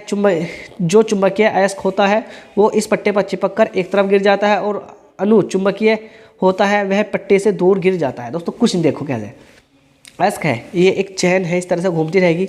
तो दोस्तों क्या होगा? हमने यहाँ से बारीक पिसा हुआ, इसमें बारीक पिसा हुआ अयस्क ऐसे डालेंगे, ऐसे चलेगा, ऐसे। और दोस्तों जो चुंबकीय होगा, तो चुंबकीय होगा पट्टे के साथ यहाँ जैसे इस पर चलेगा, इधर की साइड इकट्ठा हो जाएगा। और जो अनुचुंबकीय होगा दोस्तों, वो कहाँ? वो यहाँ इधर की साइड इकट्ठा हो जाएगा। ये मोटर है, मोटर की सहायता से ऐसा पट्टा घूमता रहता है, चुंबकीय अयस्क इस पर चिपकेगा। और दोस्तों जब दूसरे पट्टा दूसरी तरफ को चढ़ेगा तो यहाँ जो अयस्क वो कहाँ है? वो यहाँ इकट्ठा हो जाएगा, और अनुचुंबकीय इधर के इधर यहाँ गिरता रहेगा साथ के साथ में। तो यह है चुंबकीय पृथक्करण विधि। अगली है दोस्तों निस्थापन। निस्थापन क्या होता है? देखो, जब अयस्क में कार्बोनेट ऑक्साइड व हाइड्रोक्साइड तथा जल को जब अयस्क में कार्बोनेट ऑक्साइड, हाइड्रोक्साइड तथा जल हो तब निस्थापन किया जाता है। इसमें अयस्क को ऑक्सीजन की अनुपस्थिति में अयस्क को गर्म किया जाता है। तो दोस्तों निस्थापन में ध्यान रखना, जब अयस्क में कार्बोनेट ऑक्साइड या हाइड्रोक्साइड या तथा जल हो तब निस्थापन किया जाता है। तो आपको ध्यान रखना है कि हमें निस्थापन कब करना है? जब अयस्क में कार्बोनेट ऑक्साइड हो या क्या हो? कार्बोनेट हाइड्रोक्साइड हो, तब निस्थापन का प्रयोग करते हैं। जब कार्बोनेट ऑक्साइड हाइड्रोक्साइड या जल हो, जब इसका प्रयोग करते हैं। इसमें अयस्क को ऑक्सीजन की अनुपस्थिति में क्या करेंगे? इसमें अयस्क जो होगा ना, जिसमें अयस्क को ऑक्सीजन की अनुपस्थिति में अयस्क को गर्म किया जाता है, इसमें अयस्क को क्या करेंगे? गर्म करते हैं। अब दोस्तों देखो, इसमें जल है, इसमें भी जल है, इसमें कार्बोनेट है और इसमें हाइड्रोक्साइड है। मैंने बताया कि कब यूज करेंगे? देखो, जब कार्बोनेट अयस्क को, कार्बोनेट का मतलब दोस्तों CO3 होगा। जब हाइड्रोक्साइड का मतलब अंत में OH समूह होगा, तथा जल का मतलब H2O हो और H2 है, यानी जब हो तो जब इसका प्रयोग करते हैं। गर्म करेंगे तो Al2O3 अलग हो जाएगा, जल इसमें से अलग हो जाएगा। इसे गर्म करेंगे Fe2O3 अलग हो जाएगा, और जल क्या हो जाएगा हमारा दोस्तों? इसे ऐसा करके लिख लो, जल हमारा अलग हो जाएगा। CaCO3, इसमें CaO अलग हो जाएगा और C2 अलग हो जाएगा। इसमें CaO अलग हो जाएगा और H2O अलग हो जाएगा। यानी यह निस्थापन का क्रम है। क्या क्रम है दोस्तों? ये हमारा निस्थापन का क्रम है। अब दोस्तों देखते हैं भर्जन। यदि अयस्क में आर्सेनिक, ध्यान रखना दोस्तों, यदि अयस्क में आर्सेनिक व सल्फर की अशुद्धियाँ हो तो उसका भर्जन किया जाता है। तो दोस्तों ध्यान रखना, यदि अयस्क में आर्सेनिक या सल्फर की अशुद्धियाँ हो तो उसका भर्जन किया जाता है। भर्जन में अयस्क का ऑक्सीकरण के साथ ऑक्सीजन के साथ गर्म किया जाता है। कुछ नहीं दोस्तों, जब भी अयस्क में आर्सेनिक का मतलब AS और सल्फर S की अशुद्धियाँ होंगी तब उसका क्या किया जाए? भर्जन किया जाए। जैसे सल्फर है तो उसका भर्जन करेंगे, किसके साथ करेंगे भर्जन? ध्यान रखना, भर्जन को हम ऑक्सीजन के साथ किया जाता है। भर्जन किया जाता है तो भर्जन उस अयस्क को ऑक्सीजन के साथ गर्म किया जाता है। ऑक्सीजन के साथ गर्म करेंगे तो क्या होगा? SO2 इसमें जुड़ जाएगा तो SO2 बन जाएगा। AS2 आर्सेनिक है, उसकी ऑक्सीजन के साथ अभिक्रिया करेंगे तो आर्सेनिक ऑक्साइड बन जाएगा। FeS है और ऑक्सीजन है तो फेरस सल्फाइड है, लेकिन फेरस ऑक्साइड बन जाएगा और साथ में SO2 भी बन जाएगा। ये दोस्तों ये इसकी 3 अभिक्रियाएं। दोस्तों मैं कभी इन्हें बहुत ही डिटेल में सोल्व कराऊंगा, लेकिन अभी हमारा सिलेबस यानी बोर्ड नज़दीक है तो आप इतना ही पढ़ लीजिए, क्योंकि आपके लिए यही इंपॉर्टेंट है कि जब भी यदि अयस्क में आर्सेनिक हो तो वह सल्फर अयस्क, यदि अयस्क में आर्सेनिक व सल्फर की अशुद्धियाँ हो तो उसका भर्जन किया जाता है, और भर्जन में अयस्क को ऑक्सीजन के साथ गर्म किया जाता है। इसके बाद दोस्तों अगली हेडिंग है प्रगलन या अपचयन। यदि अयस्क में अगलनीय अशुद्धियाँ हो, यदि अयस्क में कौन सी अगलनीय अशुद्धियाँ हो तो प्रगलन किया जाता है। तो ध्यान रखना, यदि अयस्क में अगलनीय अशुद्धियाँ हो तो प्रगलन किया जाता है। इसे वात्य भट्टी में किया जाता है। इनके कई चरण होते हैं। तो प्रगलन ध्यान रखना दोस्तों कहाँ करा जाता है? यदि अयस्क में अगलनीय अशुद्धियाँ हो तो उसका प्रगलन किया जाता है। इसे वात्य भट्टी में किया जाता है। इसके कई चरण होते हैं। तो किसे कहाँ किया जाएगा? ध्यान रखना, प्रगलन को वात्य भट्टी के अंदर किया जाता है। आपको ध्यान रखना कि प्रगलन कहाँ किया जाता है? वात्य भट्टी के। कह रहा है कि यदि अयस्क में अगलनीय का मतलब दोस्तों यदि अयस्क है कोई सपोज करो कि अयस्क में कोई ऐसी अशुद्धि आ गई जो वैसे नहीं गल सकती, तो उसकी क्या करेंगे, उसका प्रगलन करेंगे। और इसे प्रगलन का मतलब इसे एक वात्य भट्टी होती है दोस्तों, उसके अंदर क्या जाता है। नंबर 1 क्या जाता है, इसके कई चरण होते हैं, यानी प्रगलन करेंगे तो उसके कई चरण होंगे। नंबर 1 अयस्क में कोक या गालक मिलाकर गर्म करते हैं। तो सबसे पहले अयस्क में क्या करेंगे, अयस्क में क्या तो कोक मिलाएंगे या गालक मिलाकर इसमें गर्म करते हैं। तो आपको ध्यान रखना, अयस्क में कोक या गालक मिलाकर गर्म करते हैं। नंबर 2 है इससे 2 चीज़ें मिलेगी, यानी अगर अयस्क में हम कोक या गालक मिलाएंगे तो गर्म करेंगे तो उससे 2 चीज़ें मिलेगी। कौन कौन सी, एक तो गलित धातु और एक धातुमल। तो जब भी अयस्क में, आपको ध्यान रखें, जब भी अयस्क में कोक या गालक मिलाकर गर्म करते हैं तो इससे 2 चीज़ें मिलती हैं दोस्तों। कोई अयस्क है उसमें हमने कोक मिलाया, या तो इस समय क्या मिलेगा, गलित धातु मिलेगी और धातुमल प्राप्त होगा। हमारी इस चैप्टर की लास्ट हेडिंग है कि संक्षारण। संक्षारण क्या होता है, जब भी धातु वायुमंडल में उपस्थित वायु व जल से अभिक्रिया करके धीरे धीरे नष्ट होने लगती है तो इस प्रक्रिया को संक्षारण कहते हैं। दोस्तों आपके लिए बहुत ही इंपॉर्टेंट है कि संक्षारण क्या होता है। तो आप ध्यान रखेंगे कि जब भी धातु वायुमंडल में उपस्थित वायु व जल से अभिक्रिया करके धीरे धीरे नष्ट होने लगती है तो इस अभिक्रिया को संक्षारण कहते हैं। जैसे क्या हमारा आयरन है, लोहा है दोस्तों, आपने लोहे पे जल लगा हुआ देखा होगा। जैसे लोहा है, इसकी ऑक्सीजन के साथ अभिक्रिया करेगा, लोहा है ऑक्सीजन के साथ अभिक्रिया करेगा और जल के साथ अभिक्रिया करेगा तो Fe2O3 + .2H2 बनाएगा, जिसे हम जंग या संक्षारण ही इसे बोलते हैं। अगर आपसे पूछे कि संक्षारण का फॉर्मूला, तो हम संक्षारण का फॉर्मूला इसे लिख के आ सकते हैं, कि कैसे, आयरन और ऑक्सीजन जब भी क्रिया करेंगे जल के साथ, तो यानी आयरन और ऑक्सीजन जब भी क्रिया करेंगे जल के साथ तो Fe2O3 यानी फेरस ऑक्साइड यानी जंग या संक्षारण का निर्माण होता है और साथ में H2 यानी जल भी प्राप्त होता है। अब बात करें सुरक्षा का मतलब इसका यानी कैसे इसकी हम सुरक्षा कर सकते हैं। तो इसकी सुरक्षा दोस्तों हम कई प्रकार से कर सकते हैं। नंबर 1, अगर दोस्तों आपने गाटरों पे या किसी भी चीज़ पर, लोहे की चीज़ पर जल लगा हुआ देखा होगा दोस्तों, ये जो संक्षारण है ना, इससे पहला मैंने जो चैप्टर था हमारा, शायद पहला वाला चैप्टर था रासायनिक अभिक्रिया और समीकरण, उसमें मैंने संक्षारण को बहुत ही डिटेल में कवर करा है। तो दोस्तों अगर आपको अब संक्षारण में टॉपिक में थोड़ी बहुत कोई प्रॉब्लम होती है तो आप वहाँ से उस वीडियो को जरूर देखिए, संक्षारण पहले चैप्टर वाली, उसमें बिल्कुल क्लियर हो जाएगा। तो इसकी सुरक्षा कैसे करेंगे, धातु पर पेंट करेंगे या तेल लगाकर बचाव किया जाता है। तो हम क्या, तो उस धातु पर पेंट कर देंगे, उस पर तेल लगाकर उसका बचाव करते हैं। देखते हैं कि दोस्तों अगला सुरक्षा क्या है इसकी। निकिल क्रोमियम की परत चढ़ाकर बचाव भी किया जाता है। अगर क्या है तो हम उसकी निकिल की, क्रोमियम की परत चढ़ाकर बचाव भी करते हैं। जो हमारा वो है ना संक्षारण में, क्या करेंगे, निकिल की या क्रोमियम की परत चढ़ाकर बचाव भी किया जाता है। तो निकिल की परत चढ़ाइए या क्रोमियम की। नंबर 3, एल्युमिनियम पर Al2O3 की परत चढ़ाएंगे, यानी एल्युमिनियम ऑक्साइड की परत चढ़ाकर बचाव किया जाता है। दोस्तों इसके 3 बचाव के उदाहरण आपको जरूर ही याद रखने हैं। दोस्तों आपको जरूर याद रखने हैं कि हम इनका बचाव किस किस तरह से कर सकते हैं। निकिल की क्रोमियम की परत चढ़ाकर, एल्युमिनियम पर Al2O3 की परत चढ़ाकर, या तीसरा था कि धातु पर पेंट या उस पर तेल लगाकर। तो दोस्तों ये थी हमारी वीडियो। आई होप कि आपको वीडियो अच्छी लगी होगी, और अगर दोस्तों आपको वीडियो अच्छी लगी हो तो आप चैनल को जरूर सब्सक्राइब कर देना और बेल आइकन को भी दबा देना। और दोस्तों कल से हमारा चैप्टर नंबर 4 शुरू हो जाएगा, जिसका कार्बन उसके यौगिक। दोस्तों मैं आपके एग्जाम से पहले आपका सिलेबस पूरा करा दूंगा जरूर, इसलिए आप सारी वीडियो जरूर यानी वॉच करते रहिए। तो दोस्तों आई होप कि आपको क्लास अच्छी लगी होगी। दोस्तों अगर आपको क्लास अच्छी लगी है तो आप चैनल को जरूर सब्सक्राइब करना और बेल आइकन को भी दबा देना। और दोस्तों इस तरह की वीडियो देखने के लिए हमारे चैनल की प्लेलिस्ट में जाइए और वहाँ सभी वीडियो हैं जो आपके एग्जाम के लिए बहुत ही हेल्पफुल होने वाली है। तो दोस्तों मिलते हैं बहुत जल्द एक नई वीडियो के साथ। तब तक वीडियो देखने के लिए आप सभी दोस्तों का दिल से धन्यवाद।